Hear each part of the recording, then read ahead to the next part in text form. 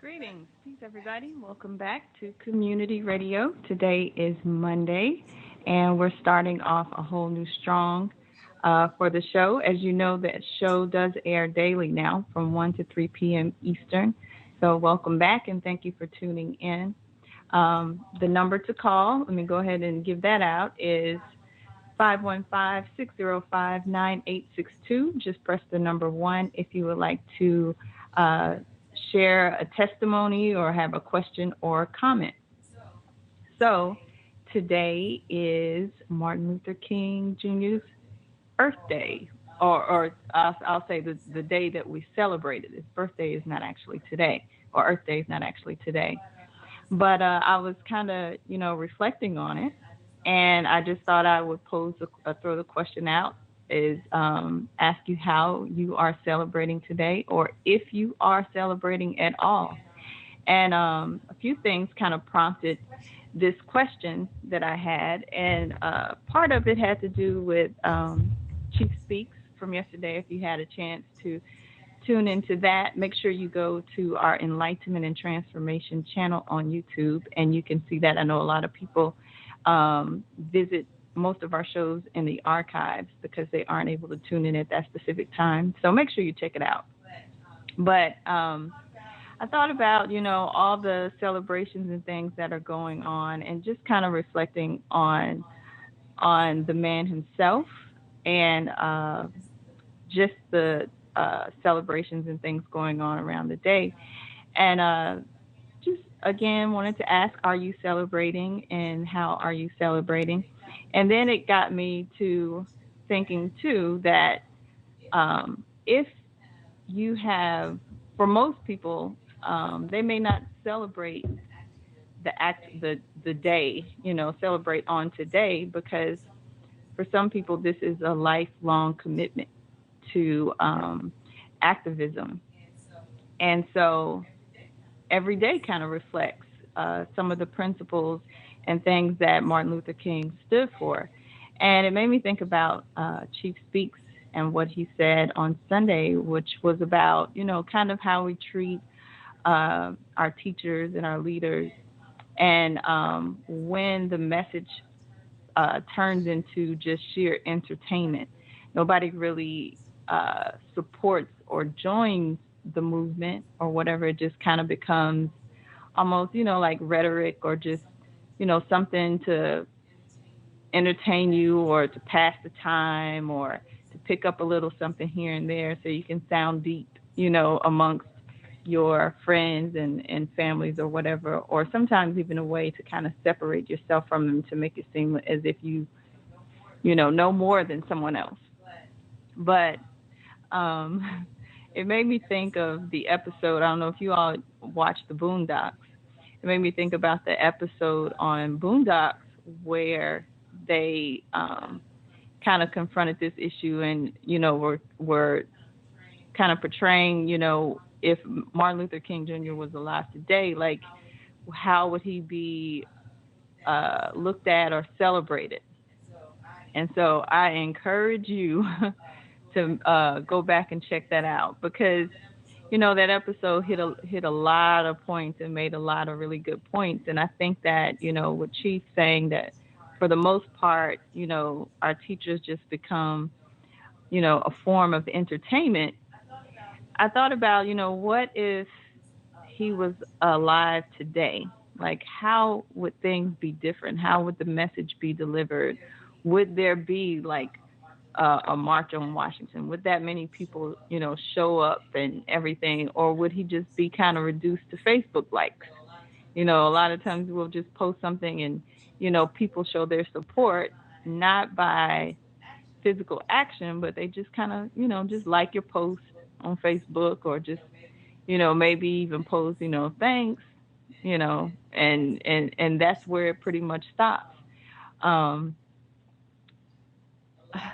a lot of, just like Chief, a lot of things that Martin Luther King, that he did not do for profit or for money. It was out of the sincere and genuine call to make things better for Black people. And so to kind of reduce that to just entertainment or, Facebook likes, is pretty disrespectful in itself. And as you know, the Anu Nation is a movement. It's an actual culture. It's an actual, we're actually doing things. And so a lot of times people just kind of, shrug it off as just something to tune into every now and then, get deep a little bit, think about it, and then just kind of sit back and wait for the next show, you know. So anyway, if you have time, make sure you check that out, the Boondocks episode on it. But I also wanted to kind of talk about some other things surrounding the day, and just why it's not celebrated on his Earth Day, but on the third Monday of the month, and talk about some other things. I did a little research on some of it, and I was reading an article where it said that for a lot of city offices, or particularly in Biloxi, Mississippi, they recognize this day as a joint celebration of Martin Luther King Jr. and Robert E. Lee's birthday, or Earth Day. And so they have renamed it Observance of Great Americans Day instead of Martin Luther King's Day. So again, you kind of see this just kind of edging out of, or dilution of, this particular day.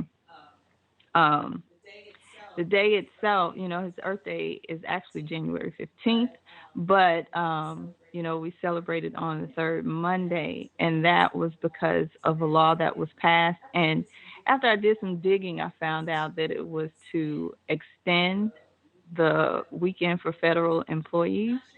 Not sure how true that is. I have to do a little bit more digging, but that was the main consensus of the information that I found. And not only has Biloxi kind of just diluted this day and joined it with General Robert E. Lee's Earth Day, the same thing has happened. Like, I'm from Arkansas, they do the same thing here in Arkansas. So Arkansas, Alabama, Arizona, of course, Idaho, and they call it Idaho Human Rights Day, Mississippi, New Hampshire, and Virginia. So it's like, that good old South, we hold true to our to those Southern traditions. So I just thought it was interesting how the day has actually kind of just been blended with someone who doesn't share the same ideals as Martin Luther King's Day. But again, it brought me back to think about culture and the culture of this country. And so for many people in this country, Robert E. Lee would be uh, someone to celebrate, you know. I don't know if I can, you can't really expect for someone who fought for equal rights and human rights of people to of people of a certain group that this country kind of deems as still still as slaves, or 3/5 of a human being. You can't really expect them to actually, I guess, celebrate that. Um, for most of us, it's just another day off.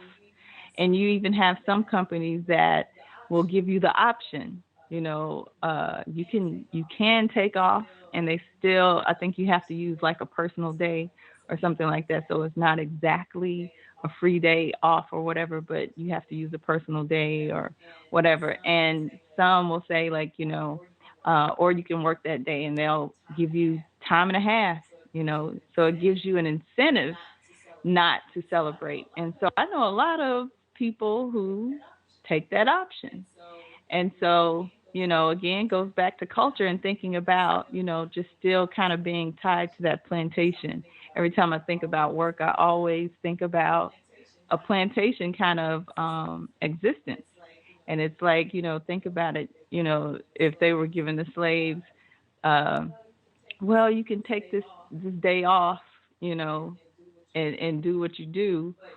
but you gotta, possibly probably come back and work twice as hard the next day, or, they give you some type of incentive to not observe it and to not take the time to reflect on those people or those ancestors that fought for you, fought for you to have some of the freedoms that you have, but they give you an incentive or pay you extra not to do it.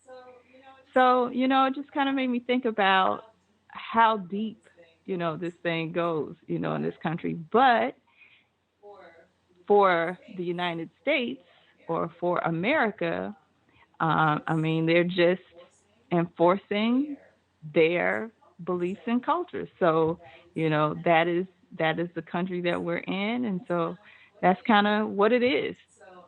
So, if you have a comment about that, feel free to press the number one or to call in and share, how you celebrate, or if this is not really a 1 day holiday for you or just a day off. Um, Also, in the news, I found out that Bishop Eddie Long died. And, this is the bishop that had got caught, messing around with or molesting and raping young boys. And so there were tons and tons of articles on that particular issue. But it brought up another point that Chief had made in a previous show, just about so-called, people that we still kind of celebrate and admire that do horrible things to the people that support them. And so, figures like, R. Kelly and, a few others who, the guy from Africa Bambaataa, I can't think of his name right now, but certain people, who have, that we kind of celebrate or, rally behind, we still support them in spite of the things that they do. And, people like Martin Luther King get, reduced down to just a holiday or, the way they portrayed it on the Boondocks. So, there's that whole dichotomy of just kind of observing some of the things that we participate in and that we celebrate and kind of, put those things in perspective, we still, despite the wrongdoings of those people, we still, play our R. Kelly songs, some of us, and just kind of make excuses for the things that they did. But I heard that he died of. At first, they weren't saying, but I think the final word or the word that the family released was that some type of aggressive form of cancer. So not really sure, but Bishop Eddie Long has died, and I think that's pretty interesting considering the news of the stories and things surrounding him had recently surfaced. Um, but today, again, as usual, I have prepared a topic to kind of talk about. Let me go to a couple of calls really quick. Let's see. This is 347. 347. Peace, Sister Kim. How are you doing? Peace. Well, how are you? I'm doing very well. I raised my hand after you started talking about Eddie Long, and I don't know much about him as a pastor or anything, but news like that, and I feel like are so widespread. It's almost not even like just to one particular religious denomination. I feel like it's so widespread, it's disgusting. And one of the things that I've always liked about myself was that when I found out that priests were molesting children, and I was like about 15, I completely divested from going to church, and when I went protesting with my dad's family, and I used to always tell them, like, but how are you supporting an institution that that still does these horrible things, and their dissonance, their kind of dissonance is just horrible. But it's still, you still have to question, why are these priests so rich? What is it that they have, like, are people, like, sensing that wickedness and they like it because it's like, oh, here we have this pastor and he's so good, he's talking all these good things, but the undertone, I guess you can feel the creepiness. I saw his face, and from his picture, he looked a little like, ugh, So, and I feel like you can feel that vibe from people. So is it that people with that same vibe are coming all together under this congregation? Because, like, if you find out something like that, you really have to, like what Chief said before, if you find out something about him, just completely take all his teachings, throw it in the garbage, and just move it, keep it moving, So I just find it so gross, and it's disturbing. Yeah. Very disturbing. Yeah. But, you still, even after all of that happened, you still had some, like you said, you still had some people that supported them. And you had people that said, well, the boys knew what they were getting into. We make excuses for the people that we make all these defending statements, for the molester. I think it's interesting. Same thing, with the whole R. Kelly situation. It was debate. Well, is she an adult? Was she an adult? She was, even though she was underage, she was consenting to the act, and all that type of nonsense. You know what I mean? So it is interesting to see that despite everything that has surfaced, with the Catholic Church or anybody, that a lot of people still get behind a lot of these people, and they, excuse it. And you know what, Sister Kim? That what you just said right there is exactly what happens in the home. Because I can speak for Latin cultures, the mothers, and this is pervasive, will hide the sexual abuse from the father, the uncle, the whoever, and they'll even victimize the daughter as that she's lying, that didn't happen. And that's the same kind of, like, almost like sick cycle. It's almost like attracting like attracts like. So, there's something to be said then if you're following these kinds of people, Yeah. Let me bring in another caller real quick. This is 416. 416, greetings. Greetings, Sister Kim. Greetings, Sister Michelle. How are you? Peace. How are you? Peace, Sister Georgina. How you doing? It's Cheryl. Oh, Cheryl. Sorry. How are you doing? You have a similar voice. I'm doing well. I wanted to touch into what you were just saying, and I agree totally with Michelle. It is something that is broad. It's something that's happening in the homes, and it's very hush-hush. It's either you're breaking up. The person is made excuse for, or it's just swept under the rug and kept quiet. It's hush-hush. Nobody wants anybody else to really know that that's within the family.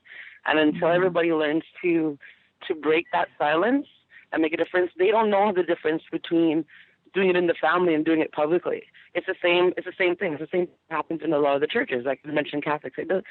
All the religions, every aspect they can look at in life, it's there. It's just that it's neglected so deeply to the point where it's like everybody's used to being so defensive for the molester. And a lot of the women, that's a lot of reasons why a lot of women don't come and speak for themselves, because they see exactly how it ends up going, and they'd rather not go through that pain. And then there you go, you get somebody who's getting away with it again now. Or just, just from the shame, Yeah. Like a baby can be born out of this molestation. And then this baby's all messed up. There's many babies that are like that. I have a cousin who had a baby through rape, and she kept her baby. Her baby's 22 years old, beautiful girl now. And there you go. That she's a product of that. So it's something that happens, So it's until I think as even us as a I want to say I don't want to use the word culturally, but as Black people, even Latinos, all of us to consider us all Black, but we sweep this topic so deeply under the rug that it happens. It's like a lot of people feel like, hey, look, I can get away with this. And it continues. Look at the African Bambaataa situation. Even when it got loud, there were still people who were standing up publicly defending him. Yeah. Yeah. And how do you know? You're not in the room. You're not in the room to see if he was doing it or not. And there were people who said they were by the room or near the room and knows he was doing things, but yet there's still people defending him. Yeah. Right? Yeah. And just because they say he did a lot of good, when you realize there's a lot of people who do a lot of good, but they're doing it to cover up all the bad that they're doing. And when it comes out, it doesn't mean that you need to protect them. It means you need to be careful and now figure out who else have they hurt.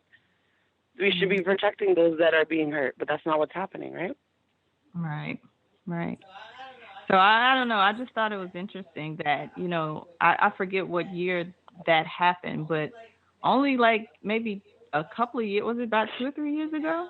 And now he's died. I just found that really, really interesting. I don't know. And it also made me think about what Chief was saying just about kind of this changing of the guard and leaders, so-called leaders who are being held to, their stuff is coming out, like the whole situation with the two self-proclaimed leaders of the conscious, community, how things are just coming out now. Everything's coming to light. Yeah. Let me go to another call. This is 615. 615. Greetings. Greetings, sisters. Peace. How's everybody holding up? We're well. How are you? I'm well. Or I'm well. And everybody else fixes themselves.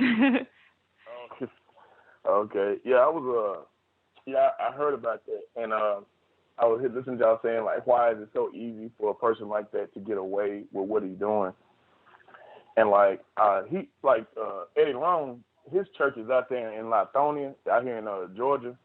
It's like an hour away from Atlanta, and we're gonna have to go. Y'all gonna have to come with me, and I got to show that to y'all because he has. You're gonna have to just hold a whole little tour group for Atlanta. When everybody gets to Atlanta, just look Dietrich up because you suggested that a few times. Yeah, because y'all got to see it because we need to learn from people like that. Like the reason he's getting away with that amount of dirt is because he has such an overabundance of resources for his congregation that he's almost like Jesus to them. Because like when you go into the pavilion, you would think you pulling up to the sheik of Ali Baba's kingdom. Wow. Because he has like his house now. His house sits on 20 acres. Like a bedroom house. He got 3 different facilities: a gym, a court, a youth center, community center, a child, a Sunday school, and the actual church.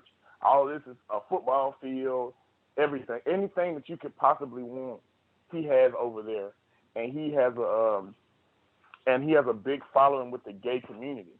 So a lot of the stuff that he does is supported by the gay community.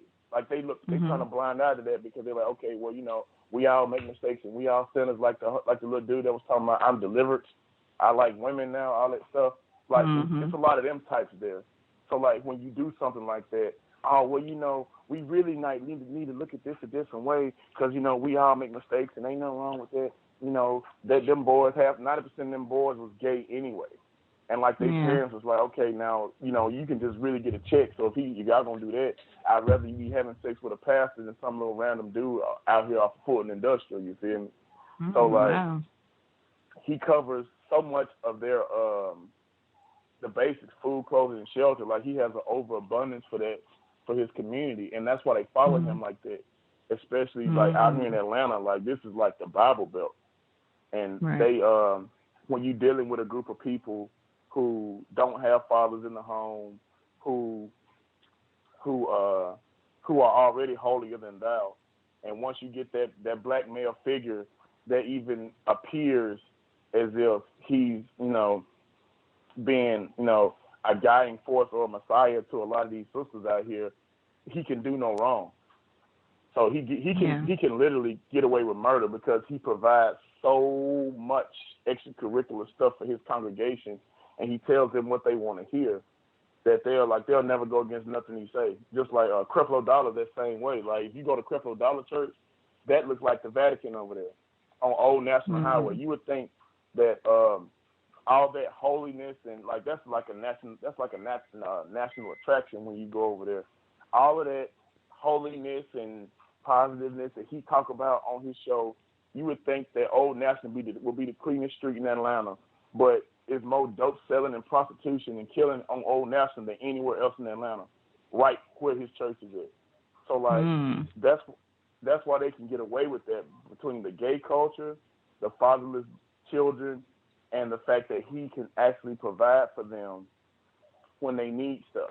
Like if you're hungry, if you get the Eddie Long Church, you about can stay up there. He has a shelter, he has like food banks, he has like youth mentor programs, he has basketball league, every little thing, that you could possibly want, you could get. And like the women and the gay men that's around him don't want that to stop, because now they can say, well, I know him and he look out for us and he accepts us as we are, and he make the same mistakes as we do, so who are we to judge? That's how they getting away with that. And I think the conscious, I'm about like Chief, like ain't no conscious community. I'll just say the conscious collective got to learn from it. Like you got to provide things that people need. That way they will actually be attracted to you, and then they won't, when you do stuff, they won't, they'll overlook it. But when you're dealing with depressed people and oppressed people and people who trying to, establish a whole new culture of homosexuality and accepting everything, that's like they savior, that's their champions. Yeah. Well, a couple of things came to mind as you were speaking, were you talking about, were you saying that he's supported by the gay community a lot, and a lot of people overlook it and say, oh, well, the boys were gay anyway. Well, if you study the history of that particular culture, I mean, having an adult male having sex with a young boy is a part of the culture. What is it called? Pederasty or something like that. But this is something that's acceptable. And I don't think a lot of people who support that particular or participate in that particular culture, maybe they are unaware of it, but it is a part of the culture. And even Michelle was talking about, was mentioning the Catholic Church. I remember watching I think it was something that was included on Asher Quasey's tour, or one of his lectures, where I found out that it's in the Catholic doctrine or canon that it is okay to have sex with, I think it's a child of at least 3 years old or something like that, it says. So I don't think we really fully investigate these these religions or these traditions when we sign up for them. And then another one question I have for you is, why is it so easy? Why do you think it's that people like that can have so much support and monetary support? People get behind them to support, because the money didn't just fall out of the sky. Like, they were built up.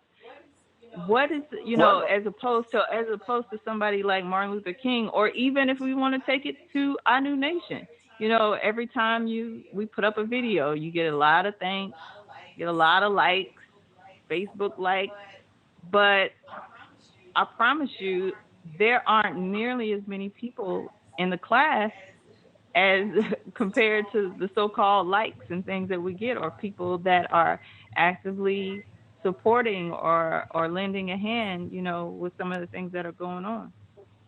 Because a lot of this, I ain't gonna lie, because there's I cannot remember his name, but it's another one. I cannot remember his name for nothing right now. Here in Nashville, on Mount Zion Church, and I guarantee you, when we get off the line, I'm gonna remember his name. But he's doing the same thing in Nashville, and like he built them churches with dope money. So like a lot of these dudes are from the street. So like people, oh yeah, I remember him. Like he paid my light bill. and yada yada yada. And when you get them big mega churches like this, like Creflo Dollar, like Mount Zion here in Nashville, Eddie Long Church in Atlanta, man, you got to get them folks your W-2 before you consider them member. Oh, really? They gonna get that. Yeah, they look. We gonna start this off right before you even become a member of this church. We need to copy your W-2s and your last 3 pay stubs. Wow. That way we know God is getting His 10%. Yeah, I've never heard of that. Wow. Yeah. Wow. They don't play. They do not like. I'm talking about direct deposit type stuff. And then from there, and then from there, like they quick to deputize people and get them positions. So like it's like, let's say you tithe X amount of dollars and your son is on the deacon board and city thing. You connected to the other politicians in the city because there's a lot of politicians that go there.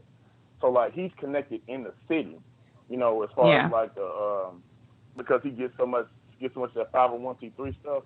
Like he's connected in the city, you know. So like if you messing with Eddie Long, you're gonna have connections to like the top echelon, you know, governors, senators, all that stuff. Go to him. Yeah. And then once you tangle up in that little gay little circle that Caligula, you know, give something to give something, and you know this is, you know, our thing. You can't say nothing. You get caught up in it, and then the people of the church, you know, look at him as a prophet, and they just simply won't believe it.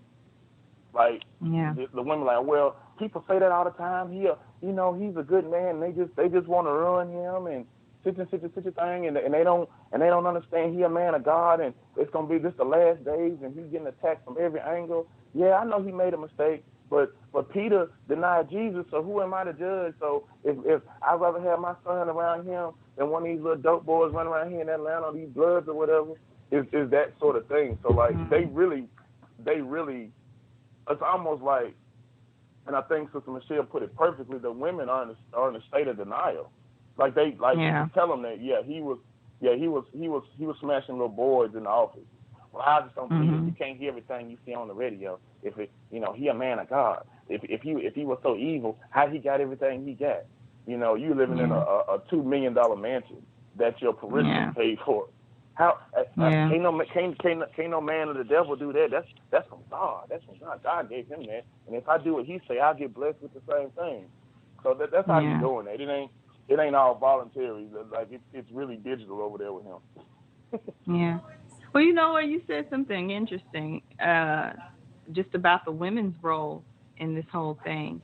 Why do you think women protect people like this so much? Because you'll even find that in families. I know I have heard stories from women who have said that their mother, you know, mistreated them or, you know, convinced them that, oh, well, you're just hot, you know, you're just fast or whatever, and you wanted it. You know what I mean? And kind of shame them and shame them into not saying anything, which again, you know, allows the behavior to continue. Why do you think women do that? Anybody that's on the line, by the way. That's their surrogate husband. I think Chief has said it in the show. He was like, you know, I can take a lot of these men's husbands, a lot of these men's wives, because they look to me for guys. Like, you know, I was listening to a comedian. I think I want to say Bernie Mac said that. He said he had went to the and this is like this for real. Like I've seen this with my own two eyes because I worked at a church and it was like that. Like you come home, your mother, she be paying a meal. Like, you got sweet potatoes, macaroni and chicken and okra and all this other stuff, and you go in there and gonna make you a plate. She's like, boy, if you don't get away from that, that's for pastor. Right, like, I remember that. But I'm hungry too. She was like, no, this is for him. You know. So in a lot of their mind, like the widows and like the single women, that's a surrogate husband to them, and they're loyal to him. And he can do no wrong because he could have gave them some encouragement during a rough time. Oh, well, look, it's okay. You know, men ain't this. Don't worry about it. You're a bride of Christ, and as long as you got me in your life, you don't need nothing else. So in their mind, you know, that's their husband. And you better not say nothing about their husband because, you know, it's like Atlanta. People like kind of over-exaggerate that gay thing, but it's enough of it to where the selections are really, really slim, and the men that are around are married. So it's really polygamy, just covered with, a religious overtone to it. And like that, it's to me, I don't see how you could even marry a female that's that hung up on a pastor. Like she's almost cheating on you with him, because she hangs with his every word, and that's why they do that. They're like, well, you ain't finna talk about my pastor like that. Yada yada yada yada. You need to sit your little hot tail down. Yeah, don't try to get him off his position, because he. Because if you do that, then I have to rethink everything that he told me, and I'm not going to do all of that. So it's that sort of thing that he can get away with murder, because he's the only man in these women's lives that they trust and respect. I know he had a lot of them sisters. He actually helped them lose weight because of that gym situation. He had like a weight loss challenge and stuff where he was showing pictures of him with his shirt off and everything when he was working out, and then he got the gym up there, and then the women up there working out for him, really. And everybody like on this, he was, like I said, although he was doing dirt, he was still raising their vibration and their self-esteem, saying that y'all can look good. Y'all ain't got to walk around in wheelchairs and things. Y'all can look good and still be holy like me. And like they vibe with that. So like he can do no wrong in a lot of their eyes. And that, I said, they shut the city down for that, family. Like for real. Wow. That's well, even though it goes on in the church, you still have, like regular people that do the same thing or make the same excuses for these things in their homes. And I just think it's interesting that, a lot of times when that happens, the mother or whatever may have been molested too, as well. So I think it, again, they kind of guilt them and make them feel shame for it or whatever. Because a lot of times, when these things, if you have men in your family, if it is known that this is what happened, like the men are going to take care of it. They're going to deal with it. But you got a lot of women who, encourage the girls, don't say anything. Don't say anything. You know what's funny? What's super funny, Sister Kim? My my dad was molested like that by some of the church members. Wow. And my grandmama kind of ignored it, because like my grandfather was abusive. So when she put them under the care of those particular theocratic leaders, and that happened to them, she didn't want to believe it, because in her mind, like, I don't know where else to send them. Like, like their dad is abusive to me. The only place I know is the church. So they have a choice, and I think that's what the issue comes in. That you have the choice. Do you continue to put your child in a situation where they're being abused, or do you just deny it and say, well, you just over exaggerating, and bad things happen to everybody. But you're absolutely right. That's how they don't want to lose that masculine principle in their life, because they feel that they can't get it anywhere else. That's interesting, because like you said, it is not only women. Like young boys, of course, in this Eddie Long case, happens to little boys and young men, as well. But a lot of people are very hush-hush about it. It's something we kind of sweep under the rug or excuse. But again, it kind of goes back to culture. As long as, you were saying that he's tied to the city and all this other kind of stuff, as long as you are supporting and promoting a particular agenda of that culture, it's okay. We can overlook it. It's not a problem. Well, he pays them off too. Cause I know that was another part of the story that people don't really know much about.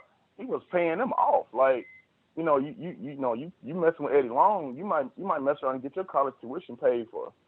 So a lot of them women was like letting it happen. Like they were like, yeah, he might have did that. He might have had sex with him, or they had a relationship, or I don't know what they were doing, but I just know that we got almost $20,000 out of it. So cool. I'm not gonna throw them 30 pieces of silver back at him.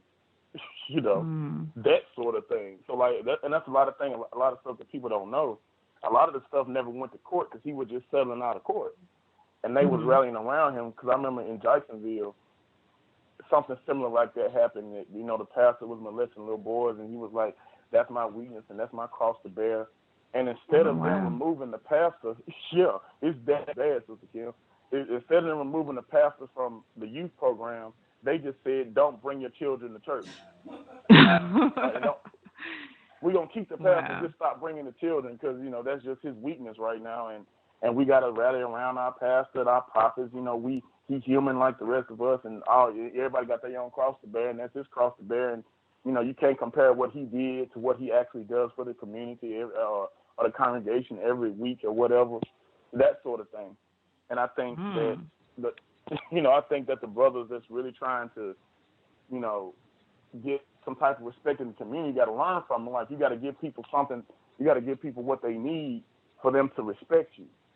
Right. You know, so like if you being righteous about something, like Chief said, that's why I remember he said that on the show. He said that. Like, money, was it money, clothing, and shelter? Food, clothing, and shelter. You providing the basic three. So like when you do that to somebody who was in the project and baby daddy got locked up and, you know, they got evicted in the cold and their lights turned off, next thing they know, they in Eddie Long's house and he's showing that he want to mentor your son because he just got out of juvenile for stealing somebody's car and got caught with cocaine in his locker. Now all of a sudden he living with Eddie Long. He wearing a suit. He's shaving. He feeling good. He know the Bible all of a sudden. What's the trade-off? You know, you got to give something to give something. So you get the trade-off, the good behavior plus the payday. You'll kind of turn a blind eye to that. That's just like a symbol of oppressed people. They'll offer their children up for, like I said, for them 30 pieces of silver, not knowing what it's actually doing to their manhood. Okay, let me bring in another caller here. This is 917. 917? Greetings. I'm Janine. Greetings.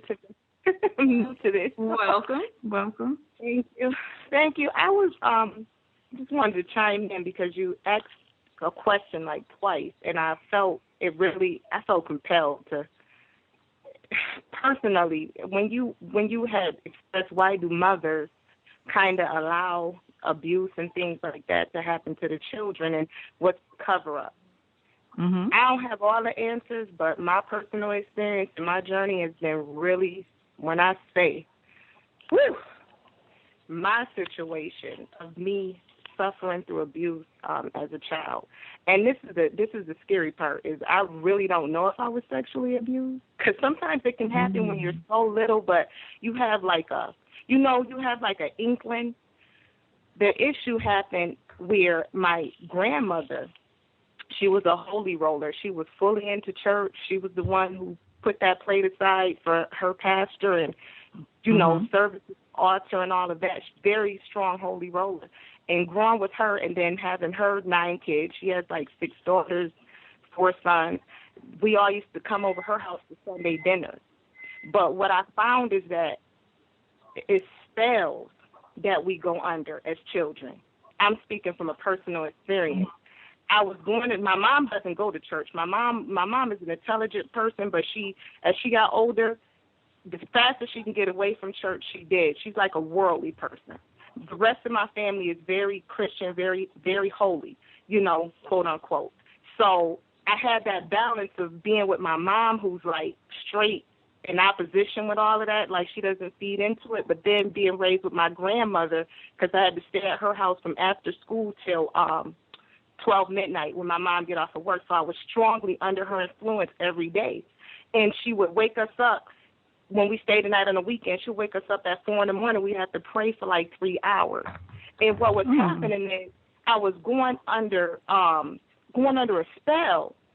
I went under a spell at a very young age, and people don't realize that everything is spiritual. Before it manifests in the natural, things that people do in the spirit realm really can affect and put a fog on your mind and how you respond and react to things. So her magic kind of had me afraid of God. And it's another form of witchcraft. A lot of church stuff is just witchcraft. It has nothing to do with anything holy. It's people using their power to get control over another human being. And when I say that I had a fear of God, but it was afraid. And when you have children in evil and wickedness, and you're saying, fear the Lord, and you're learning all these principles, but when it's already a sense of real fear, like I'm afraid, what happens is you don't talk and you don't speak up because you're actually afraid of judgment. You get what I'm saying? Like, they mixing everything together. It's like these people know how to put spells over children. I see it all the time. And my personal experience is this. I know other people have different other type of spells that they work over their kids, but mine was a religious spell. And I remember being at some kid's house when I was like 12 years old, and I remember like a 16, 17-year-old tried to touch me and have sex with me. And, you know, fondling me, and I was just very confused about what was happening. However, you know, they didn't penetrate or do anything to me because I've always had like a faith. I've always, despite the things that was going on and all of this here prayer and going to church and being confused about things, because I used to be like, why are all these gay men in church? How could this be a holy thing? And not even really knowing the definition of that, but you know the definition of things by your spirit, because you get what I'm saying. You know who you are. You don't have to always have a book knowledge. And when something's not right, it never sat well with me. And yet, when that happened to me, my grandmother came to me out of nowhere. I don't even know where she come from later that day, and she was like, "Did those boys touch you?" And the way she was saying it, what happened over Monique's house? Did somebody touch you? It was so tricky because she was asking me, but I promise you, the power and the spirit in her voice, it wasn't a concern. It made you afraid. It made me afraid. And I noticed in my adult age, because she was just here for Thanksgiving, and because I'm going through this journey of breaking the spells off of myself and coming into my own finally. You know, I'm actually finally born, because they take your soul. Some mothers, okay, I'm a mother of sacrifice. I'm a mother who come to give life. I give life to my children. Everything is for them. But you have some others who sell you to an altar. And most people don't understand what altar that is. And you get what I'm saying? Some people give. People have their children to give them life, to build a legacy, to have something for them. Then you have a complete opposite type of wicked woman. And that woman will sell you for her own purposes to whatever altar she worships, and she will call it whatever she want to call it. And that's what I was raised in. And so when you have mothers that are not protective and are not trying to give life to that child and make sure that child can have it, because she got your birthright for her own power, for her own wealth, for her own influence. It's a total different type of women out here. And when it's the wicked aspect, is extremely hard to come from under the spells that they put over you. It's extremely hard. It takes a lot of research, a lot of, you know, sometimes you got to go to your ancestors and go to the holy ones that's in your bloodline and ask for help to come up from under, you know, because somebody did right. Somebody loves, you know, righteousness and is about life and about giving that life, and you have to connect to them, because it's just, to me, it's a toss up. But that was very hard for me. I ended up giving a lot of money to Bishop Long's church because I was in Miami. I had a record deal, and I gave up that record deal because I was looking for something righteous. I keep feeling something in my spirit. I'm like, no, that's not it. I want a legacy for my children. I'm trying to only make decisions that's going to do that for my kids, and that wasn't it. And my sister just happened to be in Atlanta at the time, and she came to Miami. It was like right at the time I'm trying to do this change. She's like, oh, there's a church we can go to. That was in 1999. And she was like, it's Bishop Eddie Long. And gave up everything, ended up losing 2 cars, coming back to, just because I lost my income, coming back to Atlanta and following my sister to this man's church. And what my mom and my sister did, they used more of my spirit, more of me for this man. He actually married my sister and her husband. And he married them. And I just kept, the spell that was on me, I kept being prostituted. My energy, my power kept being used for their gain. And it took a whole nother sense of awakening for me to recover my power. And it's not easy. And I hope, that wasn't too way up there, but I'm just trying to give you some insight. Yeah. Things could get real much deeper than what the eye can see. And I think when people start seeking the altars, find out what altars your parents worship. Everything they say doesn't have to be true. And sometimes they use blood to seal things and bury things against you and do things. And just because they show a face to you, you have to pray and seek the real face of that person. My mom could show a face to me and show a face to the world, and I promise you as a kid, I could hear my mom cursing me, but nobody could see it. Mm-hmm. Nobody could see it. Nobody could see it. Like, she'll kind of smile and say one thing, and then she'll be like, "You're going to get cancer." Things like that. Mm-hmm. Yes. And what it does is it just constantly piling up cells over your head, and you go under a fog. And a lot of people have power behind what they're doing. And you have to get your power. You have to gain your power and overthrow that in order to be born and have your own life and make your own legacy for your children, because it's like a hell to go through, But I feel like that's how far it. How long were you a member of his church? For like probably 7 years, and I remember like giving up my income taxes to his church and just wanting to see something built for the community so bad. And I was a poor person. Like, I didn't even have it like that. Yeah. I didn't even have it like that. And just came up at the end of it, came up short. Just came up like, what in the world was that? Mm-hmm. Were you around when the scandal broke? Were you still over there? No, from 99 to maybe 2005. And then I left once in about 2003, I think. I had to rid myself of my mom and my sister. And what I did is I started listening to my inner voice and stopped being afraid. Because like I said, remember I said how afraid you can be, and it's deeper than just a regular fear. When you have regular issues, you can go to a therapist or a counselor. But when it's a spiritual issue, it's deeper. You get what I'm saying?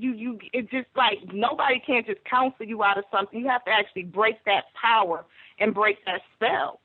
And so I just start believing and hearing the voice of my ancestors and praying and being able to, when someone says, I just tell the truth, because it's a deception to this thing.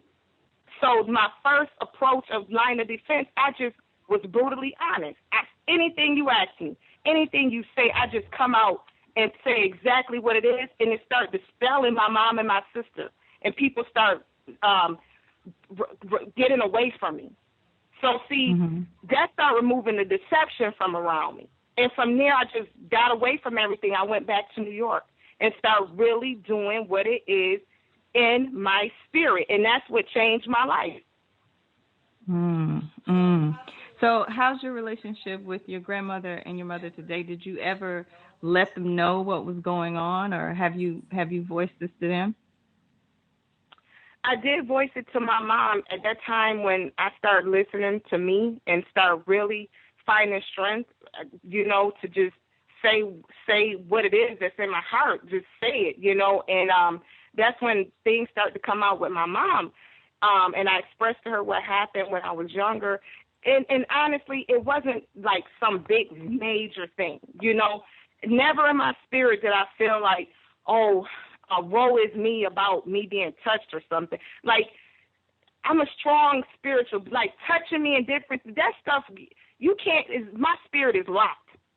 So even if you touch me, you can't rob me. God, I'm created in a way that you're just not going to take something from me. So it wasn't a woe is me or a blame or a shame. It was just getting it out to them and letting them know and trying to uncover what the heck is going on. But when I did that, she became very deceptive. Very deceptive, very manipulative. Well, you know, all I do is work so y'all can have whatever y'all need. All I do is this, and it just became about her. Remember, I told you my life was sold for her. My life was sold for her. My life wasn't given, you know, it was taken for her. And so that's always, everything funnels back to her. Mm-hmm. So there was no progress. So did she deny it? Did she say that didn't happen? Did your grandmother tell you that that's not what happened? Oh, my grandmother, she will, before you can even, I only spoke to my mom about it. My grandmother, it wasn't even worth trying, because she knows how to, what do you call it, when you can, like, totally discredit, like, she'll, oh, you know she crazy. Oh, you know this, that. This lady can weave a whole spell of magic over somebody before the person can ever even get to that point where they were able to express themselves. Like, I never used to get it out, because she had already built a whole, did all her science and put everything out there to kind of discredit me and make me this feeble, irrelevant person. And so I spent more time trying to come from up under her spells. And once I did come from up under and I found love, I found, you know, the bitterness and the resentment, that curse that's in my family, I was able to uproot that and find love and find a love for her. I just deal with her from there, because they are so deceptive. Half of the time it's a waste of time trying to talk to people who are just not honest. Mm-hmm. You know, it's so just like, how influential are they in your? Because you said you have children. I do. Mm-hmm. How influential are they in your children's life today? Do you bring them around, or do you kind of shelter them from them, or? I went through in 2003. I say, when I got pregnant with my third son. That's when my awakening and my coming into.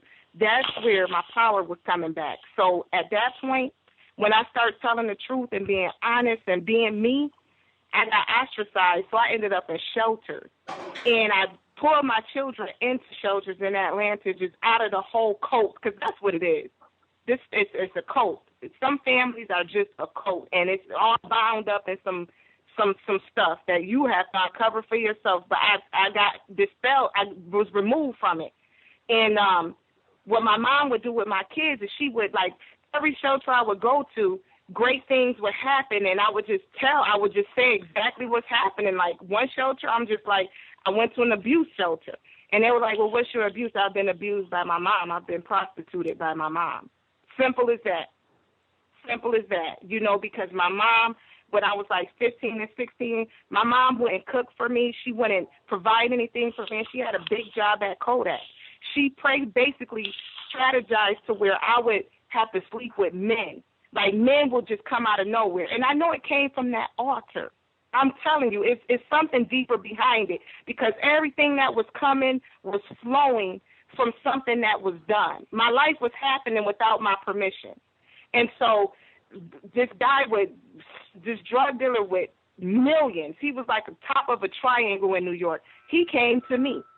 And suddenly, I'm not eating. I'm going a year without eating. I'm going to school. I don't have anything to eat when I come home. She won't buy me anything. I was kind of forced to talk to this person. And so as I got older, that is what I addressed. When I got removed from them and nobody wanted to be around me because I just started saying things as it was, I ended up in shelters, and those were the people who listened to me, and I just wanted to work through it. And then I had to get my kids. That's how I got my kids removed from it. Well, I know when you in them circles with them churches, and when you were talking, that reminded me of, like I said, that's why like a lot of the Jehovah's Witnesses got a bad rep, because like they do the same thing that them big churches do. Like when a pastor or a deacon or a ministerial servant do something wrong, instead they'll tell you, don't call the police. Talk to the elders first, and we'll handle it all in-house, because, the police, the therapists, they're worldly people. They're not part of the world. We have to do this within God's community. So like if you hold on, I'm sorry. Mm-hmm. So if you go to the police or go to a therapist or bring attention to what the clergy is doing, they'll consider you an apostate. And once you get labeled as apostate, they'll disfellowship you. And like I said, when you're in a church like that, you get labeled as apostate or get disfellowship or excommunicated, they'll start ruining your life because, like I said, you got big hitters in that church.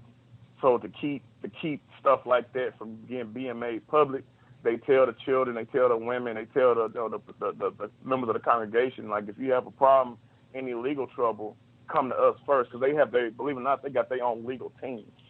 So like when the sister was saying that, I remember Chief had said that that there's a spirit that governs these churches, like that whole Jesus thing, like it's a spirit that governs that, and it really, like I said, she can tell you firsthand, like it really is, and and they implement that by making sure everything keeps just like the police. Like who do you go to when the police are killing people? Well, we ran an investigation on ourselves, and we found. Dietrich, you dropped. Oh, there you go. Okay. Something is going off. I don't know. I know that's getting on y'all nerves. Hold on. But we found that we did no wrongdoing, and you just need to go repent, because you regardless of what you might think happened, you're still talking about one of God's prophets, and whatever he said supersedes you because he was ordained by God to be there. So if you was in there and you got touched, you must have tempted him past the point of you pushed him past this point of temptation. So you what they say, that you were sent by the devil to test him, and we got to get this under control. You got a Jezebel or a whore spirit in you, and we need to come and get excommunicated. And the person excommunicating the whore out of you is the pastor that was touching you. So when you have everything done in house, then the pastor can do no wrong. So that's how they get away with that.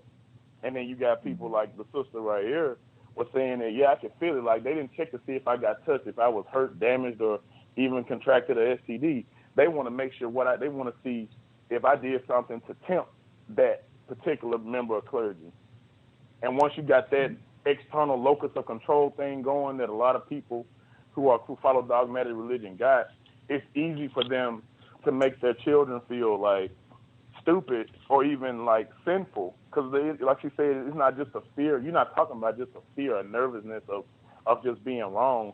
You talking about your soul is in danger now, because now you are tempting. You just tempted and created a stumbling block, as they say, for one of God's prophets, and you are the one who should have been done something different.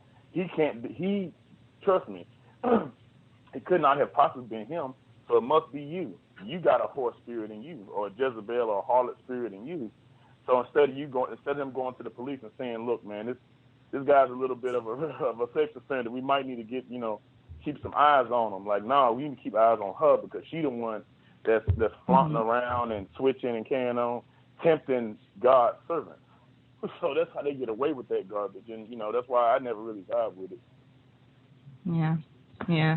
I think it's very important, like I said earlier, to investigate the cultures that you were, because as adults we have a choice.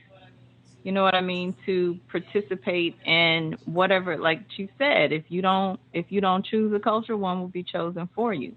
So, as we have, gotten older, we have to recognize and do some investigation on the people that we choose to follow, or just the cultures that we choose to participate in. You know what I mean? You do have a choice. And I know a lot of people, even as adults, like they don't even question it. It was just, that's just how I was raised. You ask them, did you choose this? Did you choose to be a Christian, or did you choose to be a Muslim, or whatever it is? And they'll say, well, no, that's just, how I was raised. And, just to flip the other side of the coin, something you said about handling things in house. Well, that's a product of culture too, and the sister was saying that it's a cult. but I don't want you to. Cult is just short for culture. So depending on again what culture you subscribe to, certain laws are made. There are rules. There are guidelines and all these things that are put in place. So handling things in house or going by the laws and things of the culture that you participate in, that's nothing. I don't think that that's necessarily a bad thing. You know what I mean? You just have to again investigate what you're being a part of, or and if you can get out, get out if it doesn't align with the things that you choose to do. But I really just kind of wanted to ask that question about, even though certain people do these things, sometimes we still allow them to be an influence in our children's life. Even though we kind of went through these things, and so that's all I was asking is, are these people that did these things to you, are they still, do you allow them to come around your children? Have you, like called them out and said, no, I'm not going to let you do this. You can't come around, because that's very important. I don't think that's something that you can ignore, or that you should, well, it's my mom, so, they got to be in my kid's life. Well, if this is the person that was doing harm to you, like, nah, you can't be here. You can't be around. Right. Yeah. I removed mine. Mm-hmm. I removed my kids. Mm-hmm. I removed them. We went. Hello? Yes. Go ahead. Okay, yeah, I removed mine. That the time when we separated, and like I said, when we went to the shelter and we started talking about it, and I reported an incident to the police that happened with my son. Somebody touched my son. I wasn't sure if it was my uncle or my brother or a lady. I wasn't sure who it was at the home visiting my mom. All I know is I went with my son to make a report, just so that I just changed the way we do everything, and just sounded an alarm to my whole family that this is how we're going to be doing it. I made sure, and I started confronting anything that happened with my kids. I just made it a point. It wasn't a matter of, it became a matter of us. We became the threat. We became the fear. We became the one that y'all need to be concerned about. And so I reversed all of that evil fear and all of that corrupted fear and all of them spells. We just reversed it.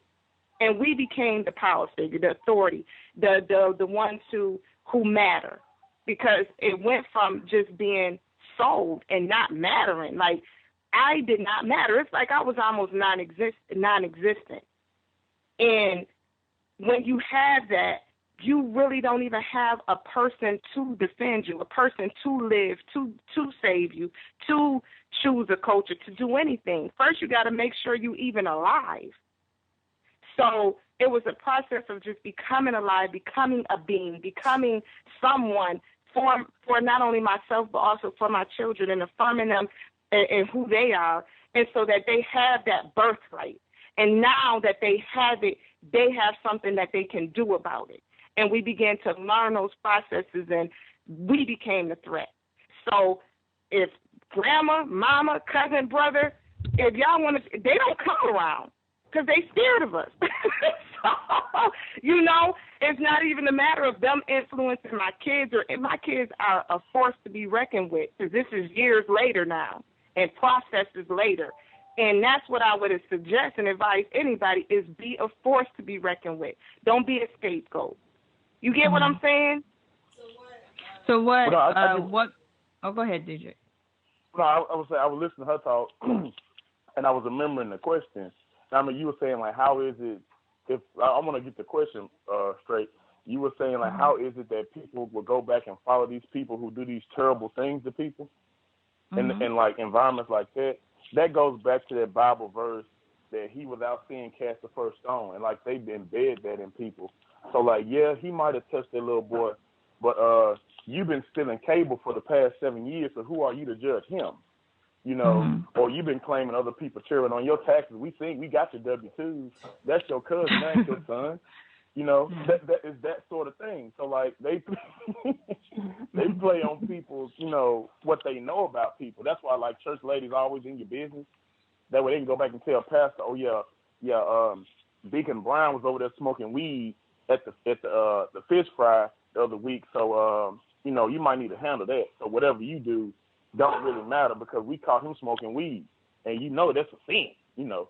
So if we all sinning, you can't say nothing because the Bible, like they also preach that the wages sin pays is death. So you know, who is to say that the pastor is just this super wrong person when, like I said, when they saying like you've been having, you know, you've been committing fornication and whatever with the rest of them? Because I know the one in that, and the I cannot remember his name, and I'm pretty sure somebody can Google that and find that out. But the pastor of the Mount Zion church here in Nashville, he was getting abortions by the mothers of the church. Like he was getting the mothers of the church pregnant, and they was getting abortions. So like when it was this big thing, he had so many of them blackmailed with their own mess that they weren't gonna speak out against them because now they're not holier than thou anymore. You feel me? So like it's just a web of blackmail and you know, just, you know, where you sin too. So we all sinners, so nobody going to jail. So that's how they're getting away with that, and that's why they just follow them. They're like, yeah, you know, we all sin, but just remember, you sin too now. That's his cross to bear. That's his weakness. So let's just, you know, what's the difference between him and you is that he's a messenger of God, and he's providing all these good things for people, and you is still going to the clinic every couple months, getting abortions or getting you know, you going to get tested because you having so much sex, or you know, like I say, you are stealing money from your job or creating insurance fraud because they know everything. They through the confessional, so they know everything you're doing, and they just using that to cohort people into staying loyal to the church. And if you don't, especially in the Kojic faith, Jehovah's Witness faith, where, you know, it's so dogmatic that they don't even consider themselves part of Christendom, that if you go against any of the elders or the governing body, you are considered a apostate or even, you know, a traitor to that religion. And you jeopardizing your eternal soul because you took an oath to commit to Jesus as your Lord and Savior through that domination, you know, of religion. So, like the sister said, it's between the guilt, the blackmail, and the all around just not really caring about the person, more along so the church and what the church is supposed to stand for, so they won't lose their 501c3 funding. Yeah, you expendable to them. Like that's why they got the saying, you messing with the church's money, playing too much. You know, they serious about that because they really getting paid. That 501c3 stuff, they getting paid for that. And if you like I say, you get enough trouble, you'll lose that funding if you come under investigation or whatever, and then it's fraud. But you know, it's hard to get it with the separation between church and state. So they know that, okay, now you're going up against federal law. So what could possibly happen? All we got to say is, oh, well, this is not part of. This didn't happen in like a corporation. This is a church. So there's no government policy that will actually control what happens in a religious or spiritual environment. So you can pretty much do what you want to a person. So they could kill somebody and be like it was a sacrifice to whoever, and pretty much get away with it if they got the right attorney in their circle, in which a lot of them do. So like that's how they're like getting away with that, because they have lawyers and things that they have going to that church and, you know, doing stuff like that. And the lawyer, well, you know, he got some dirt on me. I don't want them finding out that I was molested and I didn't do nothing. So, you know, whoever will go up against him, I'm going to keep it all hush-hush because he's the one who pays me, keeps me on retainer just for stuff like this. Like, they're that connected. Like, it's a little scary. That's why none of them really do any jail time. Yeah. So, like, yeah, well, you up against them. Yeah. I see it's a deep web. It's a deep web. We had a couple of callers that wanted to come in. I think they're still on the line. If you still would like to comment, just press the number 1. I can bring you in And for everyone else on the line, the number to call in is 515-605-9862. So for those of you who are still on the line, I know everybody kind of ran away with this particular topic, and it hits home for a lot of people. We were also speaking about Martin Luther King Jr.'s Earth Day, or the celebration today. So how do you all feel about that? Are you celebrating today, or is it just another day off for you, or how do you feel about that? What's going on? I know they're doing something, because in Atlanta, his house is closed. You can't go to his house. They saying it's under renovation and it's locked down. So I think something's going on. But, I observe it by doing what I want, because that's what he wanted us to do, right?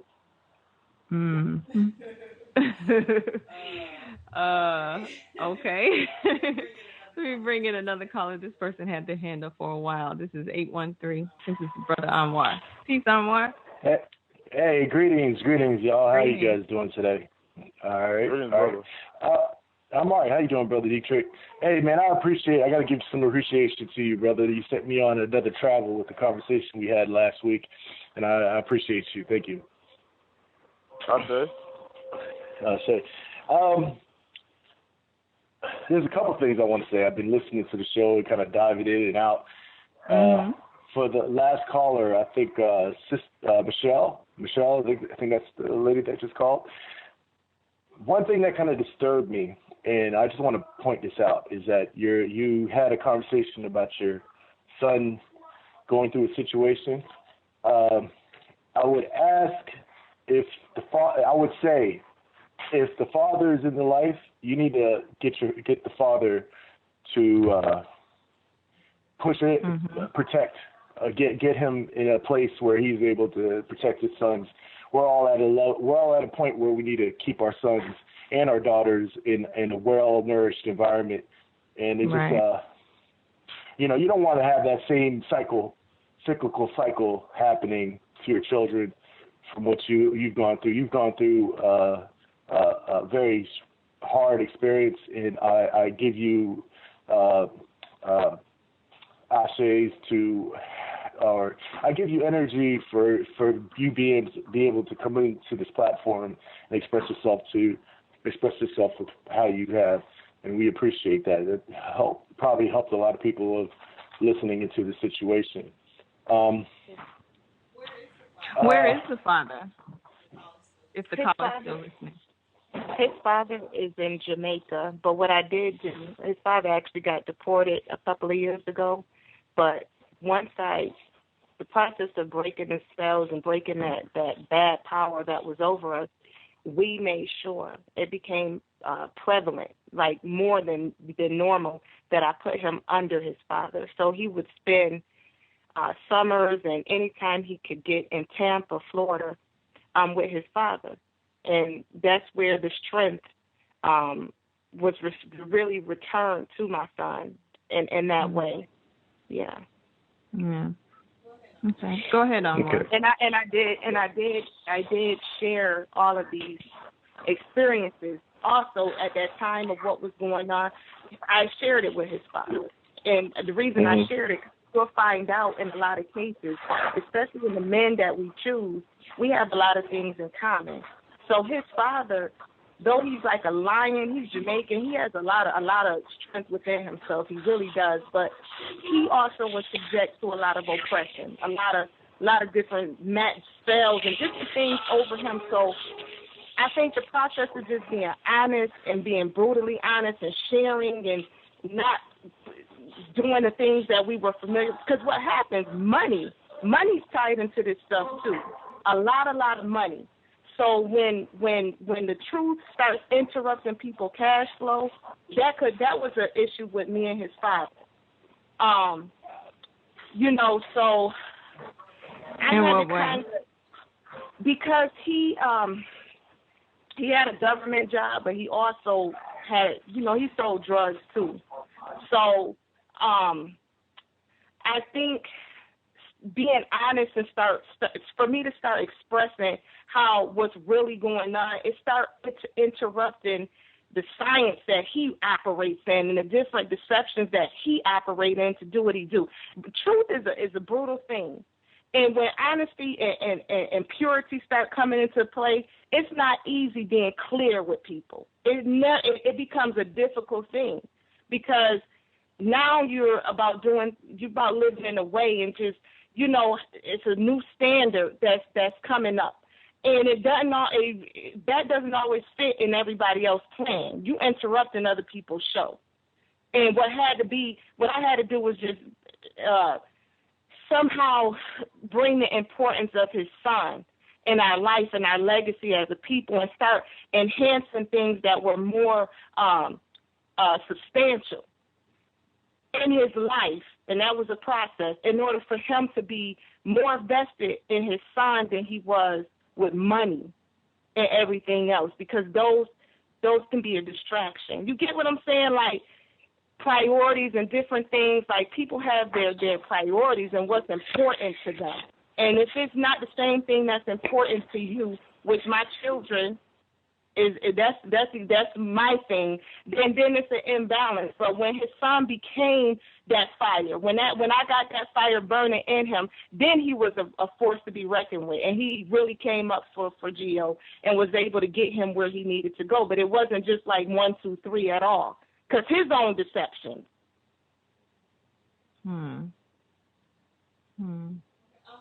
Okay, Anwar, you were about to say something? I didn't mean to interrupt you. Go ahead. Anwar, let me see. Yeah. Anwar, are you still there? Okay. Yeah, sorry, my line got dropped real quick. Oh, okay. Okay. What's stopping you from moving to Jamaica with his father? I'm working on it. It's resources. And my son, I got him graduated. He's 22 now. He's finished college. He works, and he has his own resources and stuff. He has his own. Sis. So you're saying your son is 22 years old now, and this is the one you were talking about. Yes, okay, I did not know the age. Your son is 22 years old, okay? Yes. Now, take it that he needs men around him to teach him his responsibilities and certain things that he's going to have to learn through his initiations as an adult male. Yes. But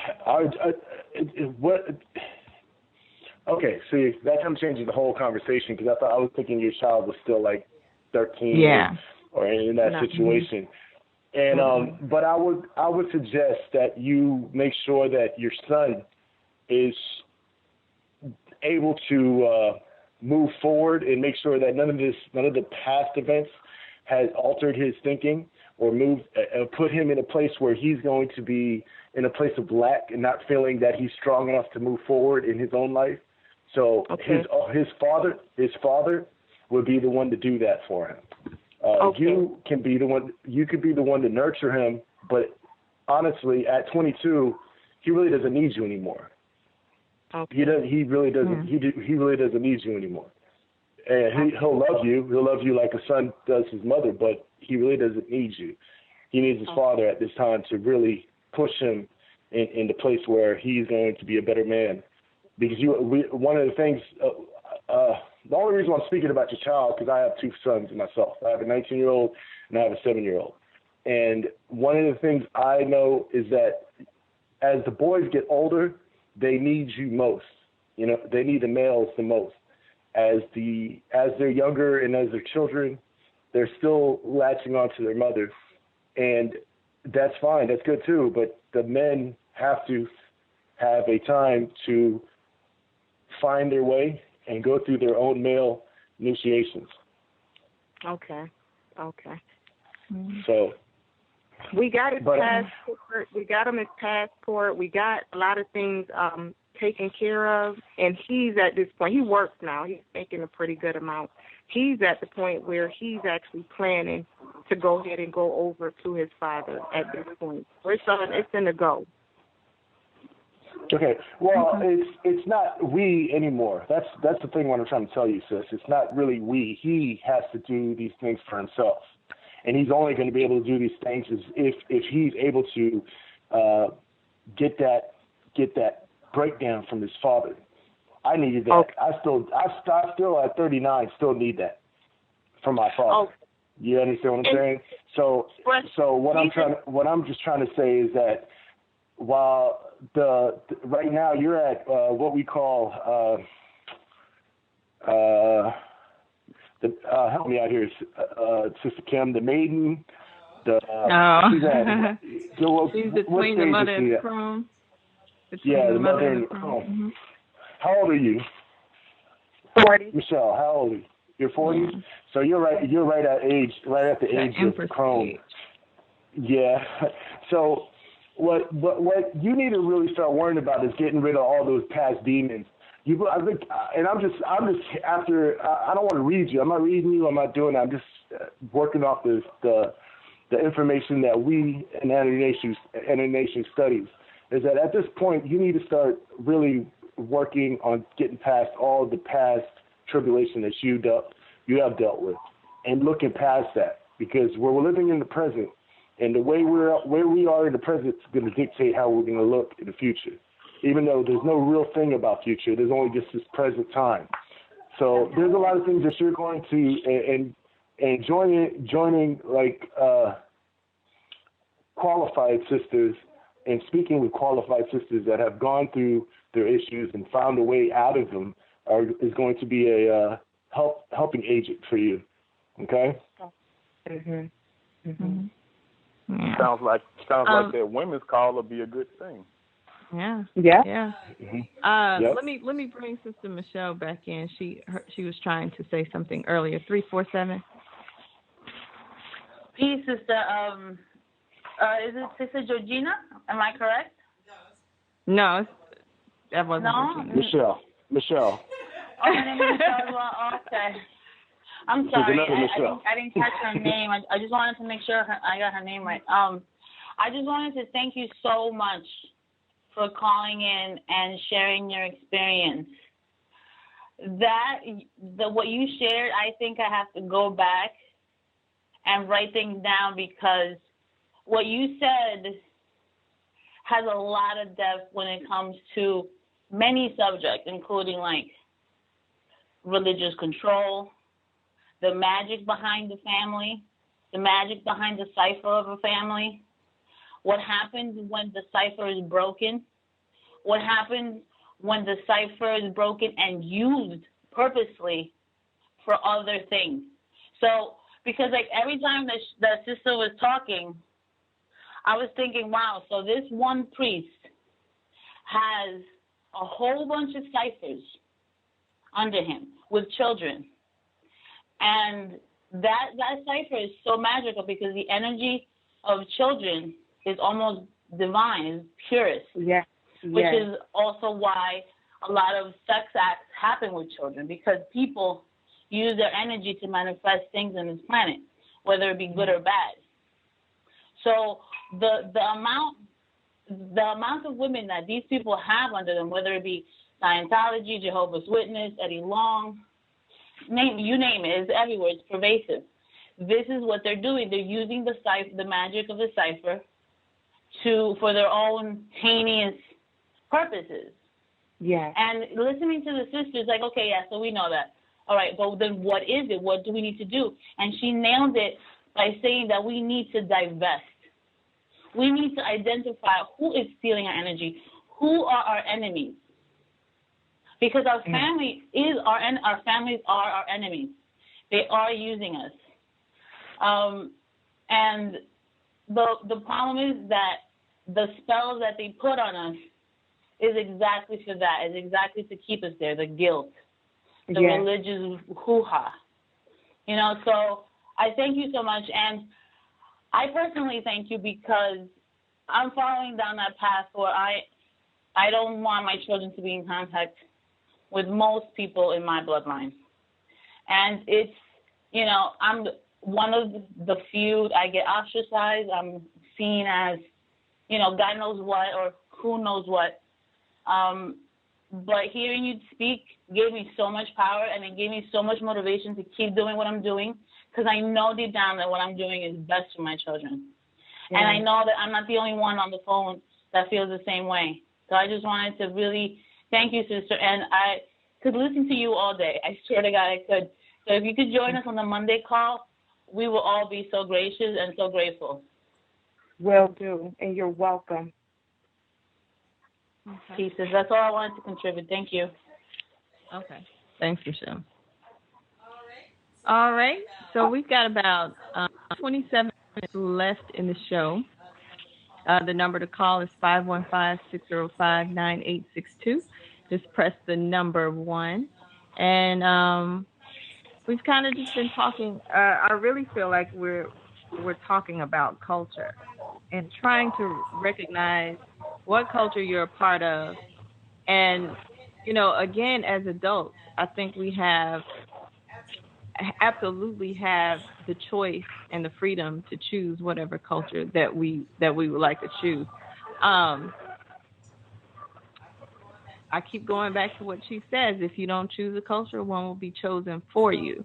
So just to go back to the sister, I was just going to ask, when you were going through your whole situation or whatever, did you replace the culture that your children have been raised in or that you have been raised in with anything else? Or did it just, what did you do? What did you replace it with? What did you give them instead of? I love that question, and the answer my name is Janita. Again, she was right. She was close to my name because I think you were calling Michelle. Yeah, Michelle. Okay. Yeah. Okay. So what I did, and it might be out of the box, but I had to do what was in me. I can hear my ancestors. I can feel my strength. I can feel things that have happened decades ago. I'm not a average person. I'm not no ordinary person. So, what was right for me and what really compelled me to get out of all of this, what strengthened me was I had a baby in my stomach. And it's like I said, again, this was all 2003. So we're years ahead right now. And the baby that was in my stomach, I named him Jabez. And the connection that helped fuel me to give my children something in the place of that corruption, a good thing, was that Jabez, I felt his life. I felt an ancestor. I felt someone coming that I don't know who this is. It was just something very divine, very supernatural. And he was the son that was in my stomach. And what I began to find in that supernatural experience that I was experiencing with this baby was that my son, I cannot explain it. I tried to explain it to Diedrich at work. That became the new thing, because the awakening that I realized was happening to me way back in 99 when I gave up that record deal and came back to Atlanta, came to that church, what I was looking for and what became my passion was my son. And it was all about, and I have one daughter and I have 4 sons. But we ended up traveling to New York. We moved in the hood. There was tons of boys. 30, 40, 50 boys would be in our house at one time. And everything in me was just pouring into these sons and giving them their inheritance and their birthright. And the reason it went this way, because my ancestors showed me that that's what was taken. That was the error in my bloodline. All of my uncles are in prison. All of them. And my grandmother has 4 sons. And one is not, but he's on drugs.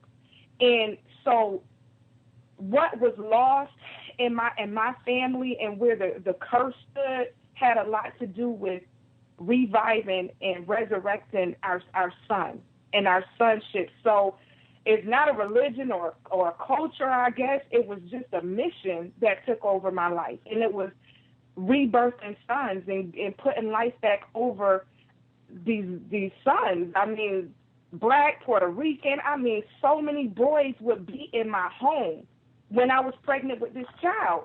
And it to this day, it's the same thing. It's a brother who brought me to this conversation that I met at work. And I mean, it's just been who I am. I guess I'm just the mother of sons. You know, I know that. I don't guess. I know that. And my daughter took up that same mantle, like she covers them.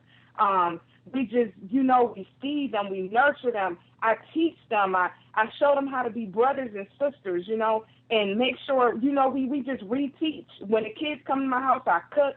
They sit down, and they're 12, 13 years old at that time, and I'm showing them, you don't have to have sex with this girl. You don't do everything. Nothing is sexual at all.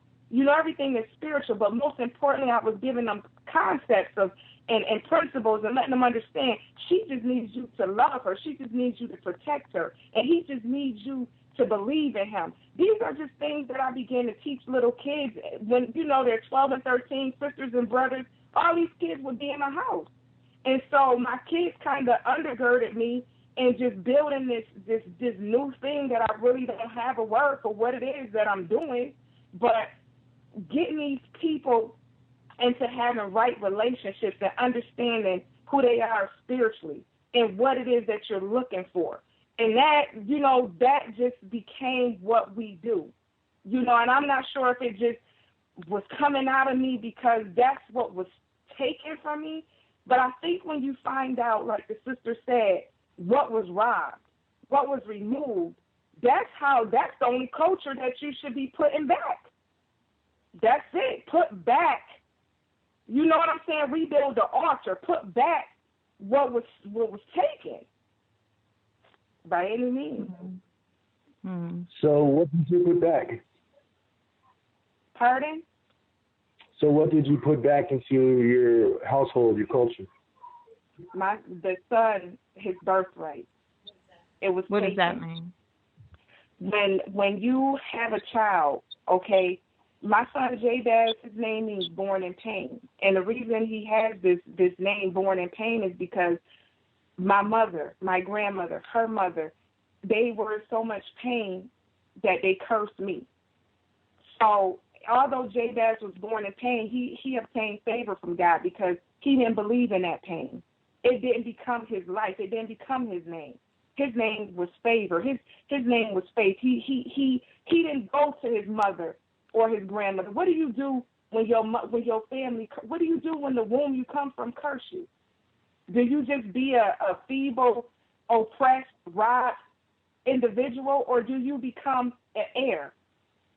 So I took back my inheritance, but I only took it back to restore it back to my son. And I have a lot of sons. And that's what I gave. I gave them back their birthright, their inheritance, their entitlement to all of this. When it comes to women who abuse men and manipulate men and feel like they can work their spells over them and take their children from them and do all these extra things, or, you know, I'm not into, you know, I have to help them and always infuse that power into them as well to make sure that they understand this is your birthright. This is your land.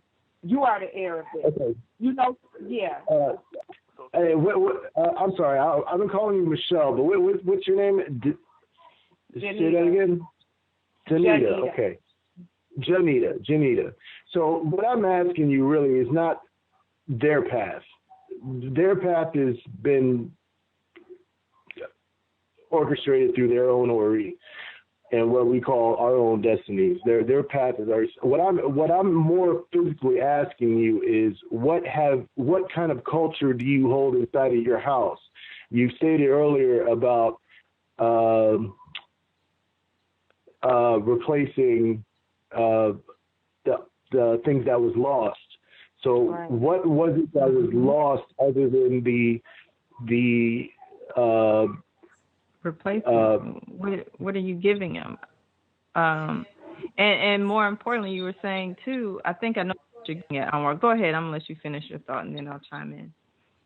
Yeah, well, that's really just the main question. What did you do inside of your house to replace what was lost, that was outside, that was stolen from your house, stolen from your spiritual community, your spiritual environment?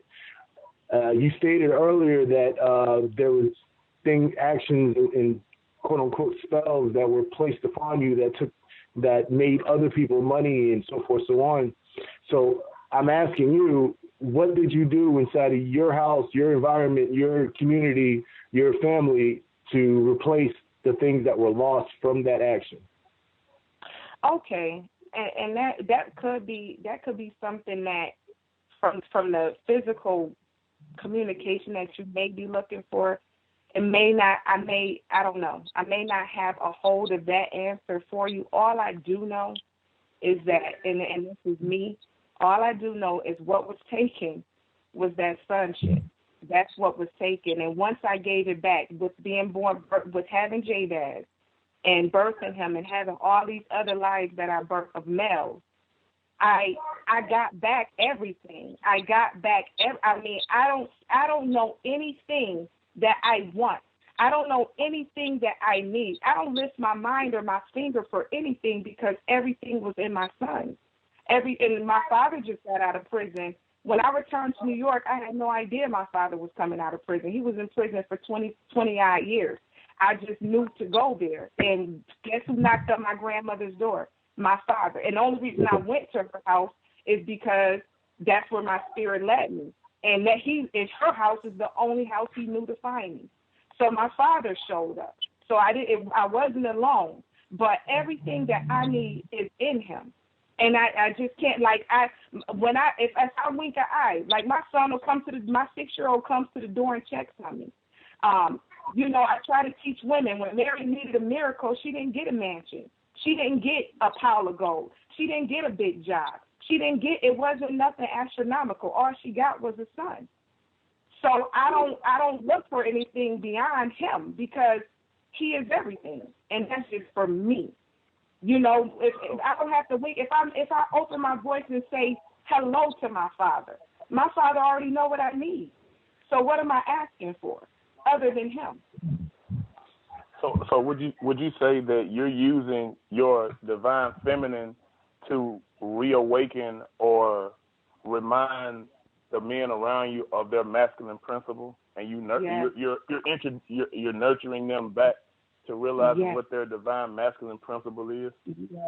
Yes. And it rewards me. It builds me. I mean, every last one of them, it rewards me. And I'm able to do now for the daughters because they put that right back. When I awaken it comes back to me tenfold. It comes, I just don't even have, Brother Diedrich, he put me on this car.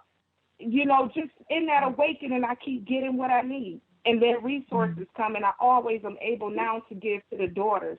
And so it just keeps going around that way for me, and it keeps working. It works. It works. This is what works. It works. Do you have a man in the household working with you, with these young boys? It was my father. So now I'm back in Atlanta. I just been here about a year or so. So in New York, again, when I got to New York, like I said, after 20-odd years, my father knocked on the door. So it was my father. But now that I'm back in Atlanta here, I've only been here like a year or so, and my ex-husband, he's a Maroon. He's from Jamaica. He brings a lot of strength. He cooks. He comes here every day. He's awesome, and he brings a lot of strength. And then Brother Diedrich, he came into my life, and he's taking me to that next level right now, as far as what needs to happen now. Janita, let me say something. I would stop focusing on trying to teach boys how to become men, and be the natural divine feminine that you are as nurturing, and focus on clearing your head, your ori, your body, your own self first before you start promoting or helping others right now. Because from what I've heard, and it's no disrespect to you, I'm just stating something that I'm hearing and feeling inside this conversation and giving you some honest advice from what I hear, is that one of the things that we learn here at ANU is focusing on self and Ori, our divine our divine destiny, our divine principle already first. Meaning that you can't try to help anybody until you have yourself mentally, spiritually, socially, soulfully connected and correct. And a lot of the stuff you said, I'll be real with you. It's not. It's so much. I've learned a lot through Anu, and it really made me clench my mouth a lot. And I understand where you're at, and I give you respect for opening up. But I really would advise you to take time to first figure out your issues and your problems that you're having, and then find a way to move past those. And that's why I gave you the suggestion. That's why I gave you the suggestion is getting inside a women's groups. We have one here. You would have to go into the Anu Life Global and register your name into it and get inside a women's group that can kind of give you the insights that you might need. Okay? And that's really, no disrespect to you, but it's just something I'm hearing, and I just had to address it. That's it. No, okay, I accept that from your intention and where you're bringing it. Is Brother Diedrich who kind of already is kind of guiding me into the women's group and trying to kind of direct me, like I said, on this level. However, the lady who came on the phone and she knew my name, those are the people that I homage and I really take in their information the most. You get what I'm saying? Because if you're listening, this has been going on since 2003. So the self and the things that you're asking me to find, you don't know the processes. You have no idea of the processes. You if I told you, I'd probably go over your head. But you have no idea of the processes that I've gone through to get the things that I'm saying. I really don't think that you understand. But I understand it. And like I said, it works. The sons are my focus. I don't try to teach them. I can't teach a son. He's already a son. All I can do is bring out, by my feminine energy, by my divinity, is bring that man out, bring that son out, because when he comes out, I'm safe. I'm okay. There's nothing. But you're not a man. I'm not, exactly. Can I help out a little bit? Yeah, exactly. I just want to chime in because like I kind of know, I know what you're talking about, because I do have a son. Yes. And my life really did change with him. Yes. I see my husband different because of my son. Yes. And the thing is that as a female and with the male energy and having that male energy come out of you, he is literally the sun in your world. Like, it's hard to explain, but when you speak to, I can see in your voice that you don't need male balance. You have a lot of male energy around you. Thank you. You don't need the male balance. You don't need to find yourself. Through the process of pregnancy and actually having a male energy in the womb and pregnancy was a completely different experience for me than having a female energy in the womb. So I completely understand what you're talking about. And I do see it. I see my words manifest.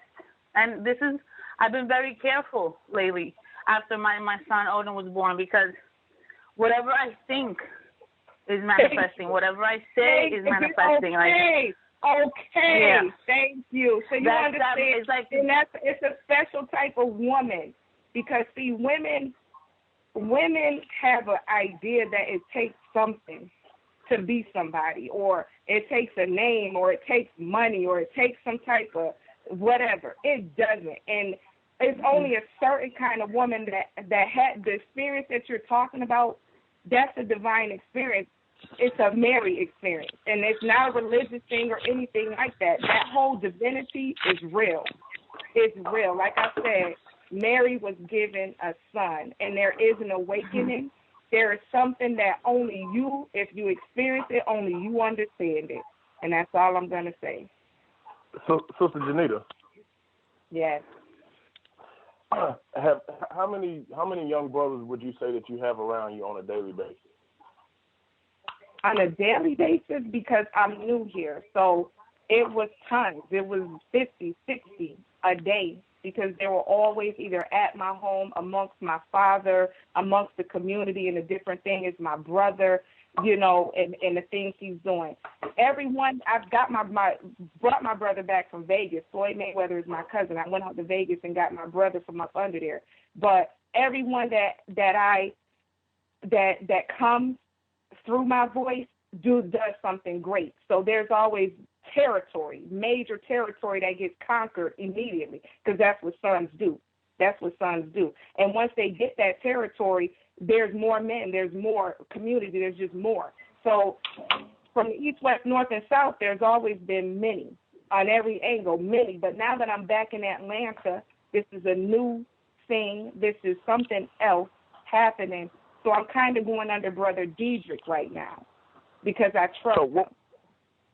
Now, for the young boys that's around you, have you noticed that they have like an inclination or like a talent or something that they're good at? Is there anything that pops out in your head right now?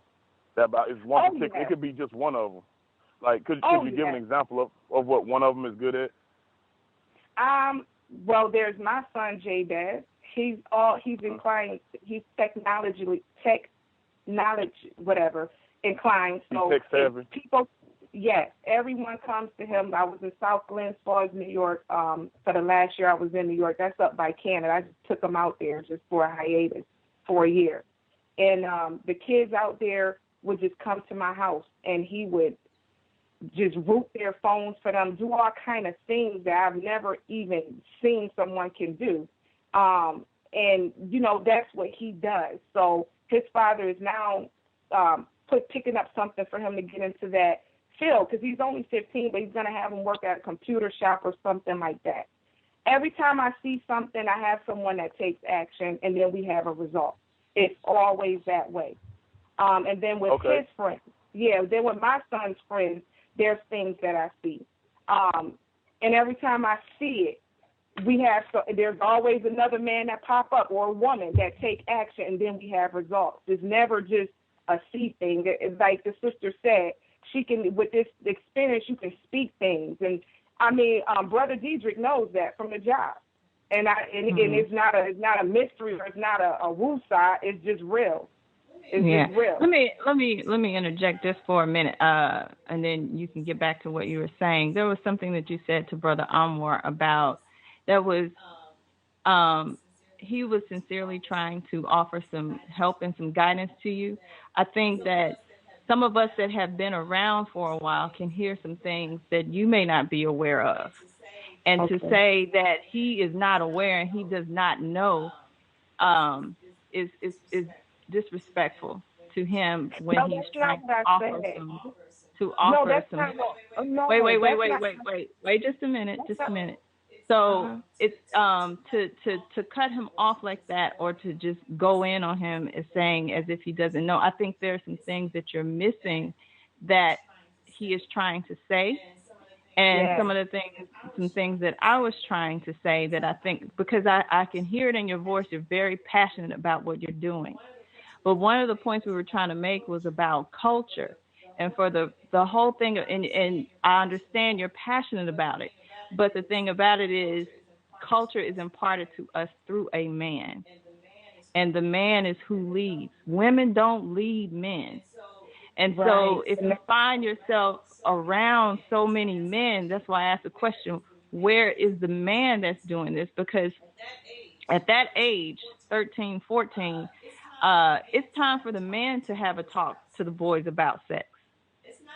It's not a whole lot. Like you know, I think you are projecting some of the things that you've been through onto these young boys and warning them about sex and everything else. So your vision is a little bit tainted or a little bit different than maybe what a man needs to impart to a young boy about sex. So wait just a second. So wait just a minute. So just what we're saying about culture is so critical and so important that sometimes our feelings, and what Brother Anwar was saying, is to take some time and get yourself together first to do some real work within the framework of a culture, so that you aren't off or so that you aren't unbalanced.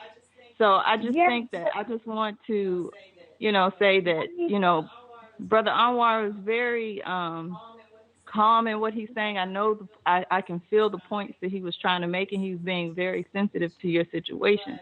But that was okay. pretty Can I say to Brother Anwar? I know Brother Anwar, and from the first time I heard his name, I know his name.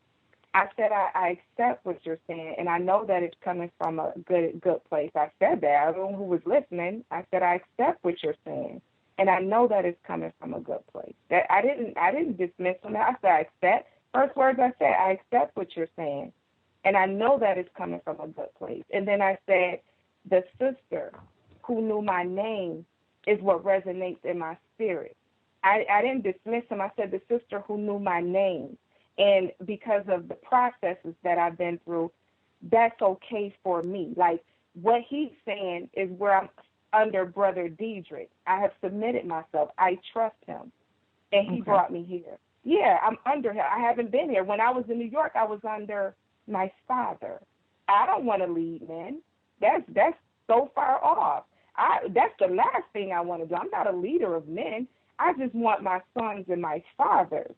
This is what my life is about.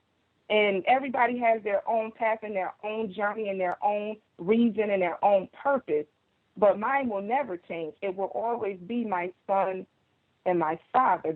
I don't even have to say hello to my father without him not knowing what's going on with me. He knows everything about me. And this is my gift. This is what I have going for me. And now that I've gotten it through my son, and I have my sons and my father, I'm just allowing that to direct me. But no, they run the show. This is their birthright. I know I said that. This is not my birthright. And with the kids with sex, I don't talk to them about sex. The kids are sexual. What I do is intercede. And I say, look, your sister don't want to have sex with you. Your sister wants to love you. Your sister wants to be there for you. And you can have that relationship without sex. I'm not tainted from the sexual experiences because the fondling that happened to me, you never hear me cry rape or molestation or abuse, because you cannot rape my spirit. Just because you touch someone or fondle someone, people get it twisted. That has nothing to do with who you are or your spirit. That's just a perverted incident. And it really has no power over who you are and who your ancestors are. It's not the mystery. There's no secret. You get what I'm saying? People think virginity is of the vagina. Virginity is of the heart. So, yeah, I've never been a person. So where are you getting all this information from? Exactly. That's the question. Those are the processes. This is where I'm saying this is where your culture comes into play. Yeah, that's what we. So where are you getting it from? Those were the processes of from 2003 to now of me going under different leaderships and different cultures. Rastafari. Why are you going under different ones? Because I don't get into religion. Like I said, my ex-husband, my son's father, who's here right now, he's a Maroon. He's from Jamaica. I just listen. I learn. I grow. I've been to California. I've lived in Miami. I lived in New York. I lived in Tampa. Everywhere I go, I just listen. Just like Brother Diedrich right now, I'm at work. I'm in Atlanta. It's not something that's cookie cutter or that he just can't. Me and he is the truth. So I'm listening.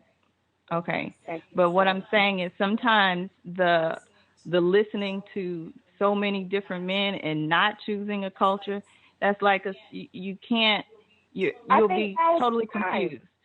I think now is the time. I think Brother Diedrich, and he knows this because I just said, brother, I'm so grateful for you.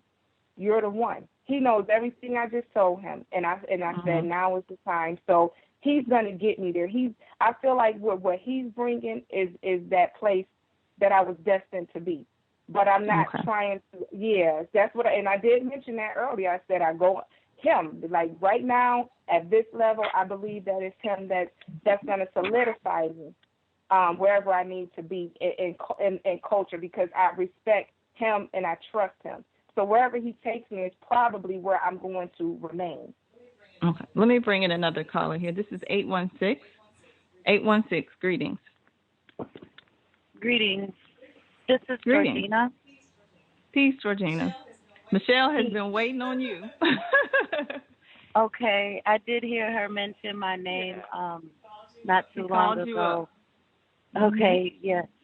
Yes, I was in the call about 30 minutes into it is when I was able to get in, actually. And again, I'm a little late chiming in because the conversation is really good. And I'm chiming in because I have it's resonating with me.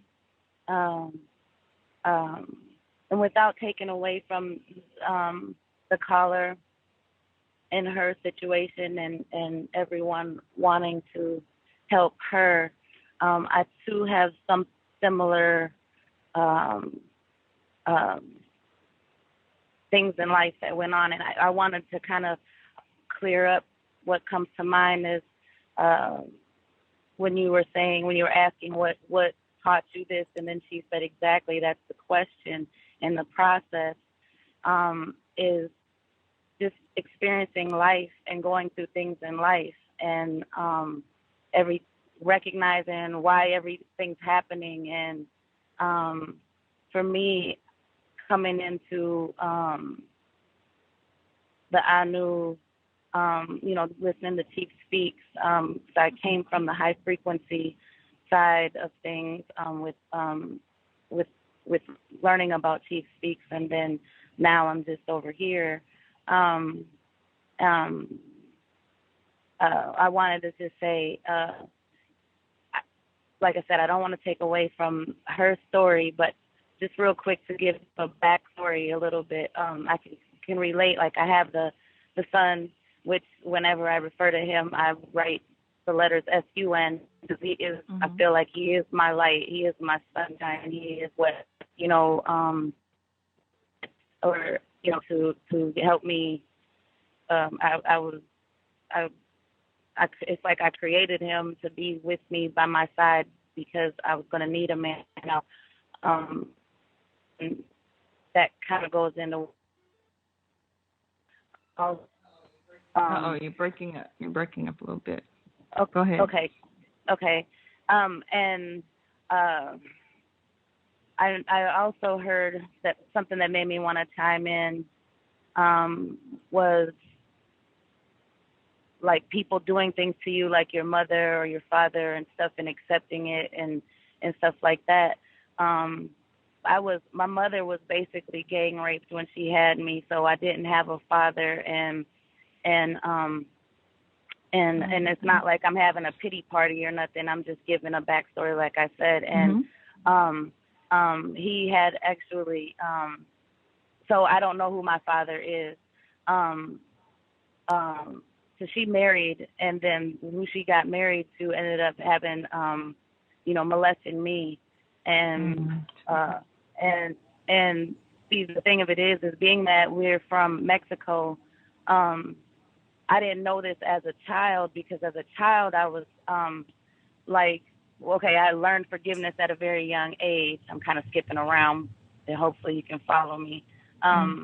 Because my mother stayed with him after she found out that he was sexually molesting me. She walked in on them one time, and then she asked me the next day, if he touched you? I said, yes. She put him in jail. He did a year and a day. While he was doing a year and a day, we had to go see him. We had to visit him on the weekend, because this was my little brother's father. She ended up having a baby with him. She had two, but one passed. But I had my little brother came from that marriage, and of course he stayed with them. We were with him. Then I was 7, 8 years old when he started touching me. And then she, put him in jail. Like I was saying, we were going to see him every weekend at the workhouse.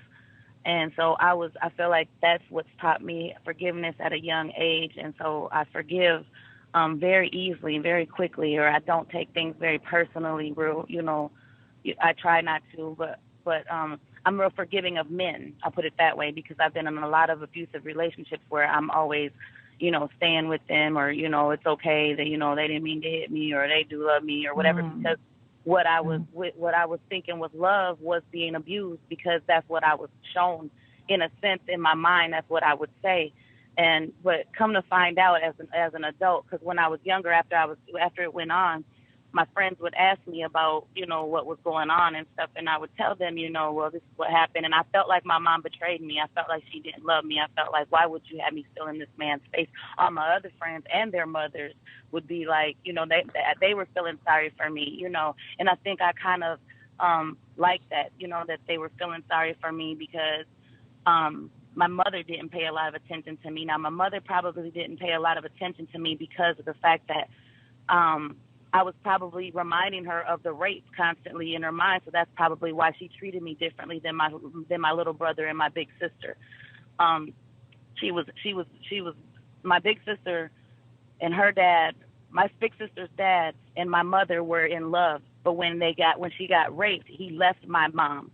So my mom probably looked at me in resentment or something like that. This is me being skeptical, and like probably like, you ruined my life with this man I was in love with, and now he don't want me no more, and now I gotta raise 2 kids without a father, that sort of thing or whatever. So I think that's I give her that excuse. I make that up, like to I guess to cope, with why she mistreated me the way she did. Just simple things like, you can't sit by me, always wanted, my sister could, but I couldn't, little stuff like that. I was like the child that you kind of set away in the closet or whatever. But, so I think that, later on I realized that, okay, we were from Mexico. I learned how to basically learn English from Sesame Street. We all did, and so she didn't have a good education. Okay, he was in the military, so I realized that she had to still, not to mention he was beating her too. So she had to basically still be in his life, or, let him see his son to get that military check while he was locked up to be able to take care of us. So there were different processes, like Janita was saying, and I want to say maybe that's experiences and processes may be the same thing. I don't know, but that's made her be who she is, and for me that's made me be who I am, as far as being forgiving and stuff like that of what people do. And even though my mom did this and that, I still want to reach out to her. I still want to make sure that she's in my life. Even my sister, when she's cold-blooded to me, I still want her to be in my life.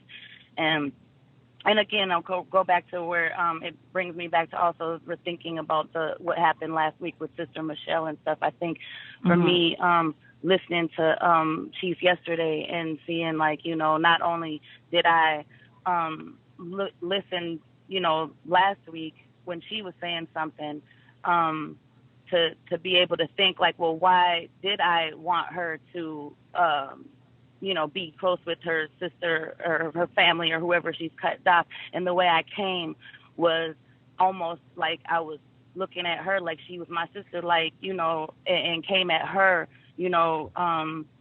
with somewhat a sharp tongue, and kind of put her in the place of this is what my sister did to me, so you don't need to do that. In a sense, I kind of came, that's why I didn't feel comfortable in what I said, once she basically let me know, like, you don't know what happened, you don't know why, and stuff like that. It made me go back to like how I'm not entitled to just tell somebody what to do. Or, I have to be mindful of, that's somebody else's experience. I don't know the whole thing, like she was basically letting me know, and so yeah, I was able to go in my mind a little bit more into, why did that happen and what was actually happening, and that's that. Yeah. Do you I know think I've been rambling, so I want you to be able to say something too. I know you're trying to talk. Yeah, there are a lot of points. I'm just gonna because we've actually gone over time a little bit, but it's okay. Do you think that it's healthy, because you were saying you're so dismissive and so forgiving of people who don't necessarily treat you the best? Mm-hmm. I know that, like with the I Knew Spiritual Training in phase 1, we do a lot of soul work and soul repair and trying to understand our purpose and why we're here, and trying to understand some of the things that we've gone through. And with your story and with the other caller's story, and just going back to something that Brother Anwar was saying, I hear a lot of people. I hear a lot of, there's a lot of pain. There's a lot of passion behind your pain. But one of the things that's important for us to do is to, again, I can't stress it enough, is just the importance of culture, to teach you how, something to show you or give you a guideline of how to process all of the things that you're going and how to get through it. Because our emotions and our feelings sometimes can be very off. And just feeling our way through life all the time is not always the proper way to handle situations. And one of the things I've understood just with the training is that our soul orchestrates a lot of the situations that we find ourselves in. So in that, it's like we have to kind of uncover why did my soul orchestrate this to happen?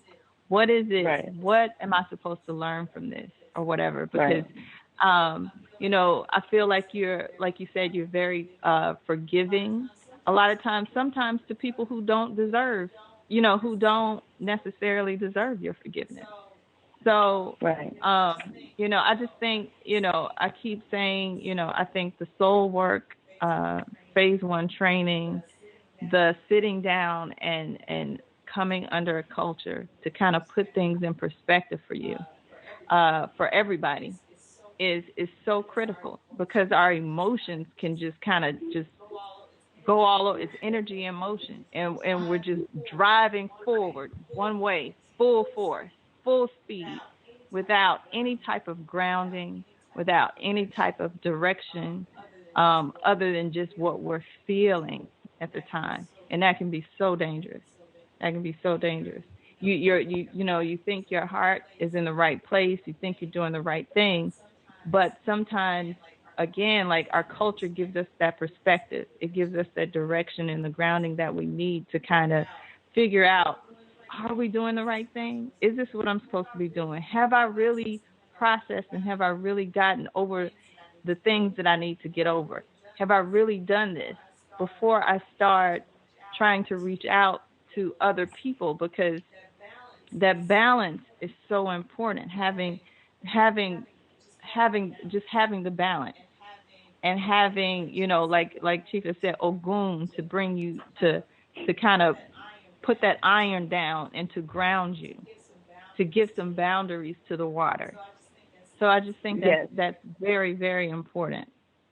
Yes, and I'm just really thankful that I was able to listen in yesterday to Chief's show, because he was speaking to me in a lot of different ways, and there's more that I would like to talk about, but I know, like you said, we kind of ran over, and I noticed that from my last couple calls, is like I wait, and then I'm winded about, okay, I'm thinking about this, and I'm trying to touch everything, and and all that, because I do like to engage, and there's the truth, like how he was saying, like, I want to hear the truth. I want to hear about all the things that you see and you hear inside me that are not right, because I'm not right. If I was right, I probably wouldn't be here. I probably wouldn't try to figure it out, but I know there's a lot of problems with me, and I've got to figure them out, because I've got to I've got to win this battle. That's basically where I feel I'm at. With life is like but at the same time, I'm trying to be very calm and peaceful. So, and I want to remind you and everybody that's on the call or that's listening, the women's group meeting is tonight.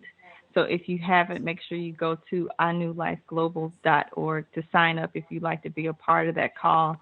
And just let us know that that's what you want to be a part of, and we'll get you the link that you need to participate. So I definitely want to encourage you to join that. Now, I was trying to look through the app. It's not in the app that I could sign up in the app. I have to go through the Anu Global Ministries. No, you can go through the app, but in the app, make sure you go to Anu Life Global. Anu Life Global. Within the app. Okay. It's in there. I didn't want to ask, I know better than to ask them that. It's been all over everywhere. But I'm like, she did say we can ask customer service questions on this call. It's okay. Yeah, it's if you go to A New Life Global, it is in the app, and you can be directed that way as well to sign up. All right. Good. Okay. I'll check it out. Okay. Again. All right. Does anyone have any closing remarks or anything that they would like to say? All right. Okay. Sister Kim, can I say something? Okay. Just really Go short. Ahead. I just wanted to tell something to Sister Georgina, and I find this to be like almost universal. I just wanted to say that whatever I said, it wasn't spirit, and it wasn't directed at you, personally. Like, I don't want you to take offense to it. When you spoke that day that I was talking about blocking everybody, and you came in and you said the opposite, I felt that balance was needed. So don't think that you did wrong. I always feel like when you go with spirit, it's usually leading you down the right road. So, don't think that I have hard feelings or anything, because it's not the obvious. I actually am looking forward to building with you. And that's all I wanted to say. And peace, everybody. Peace. Thank you. That made me smile. Okay. Thanks, Michelle. All right. So I'm going to go ahead and wrap things up.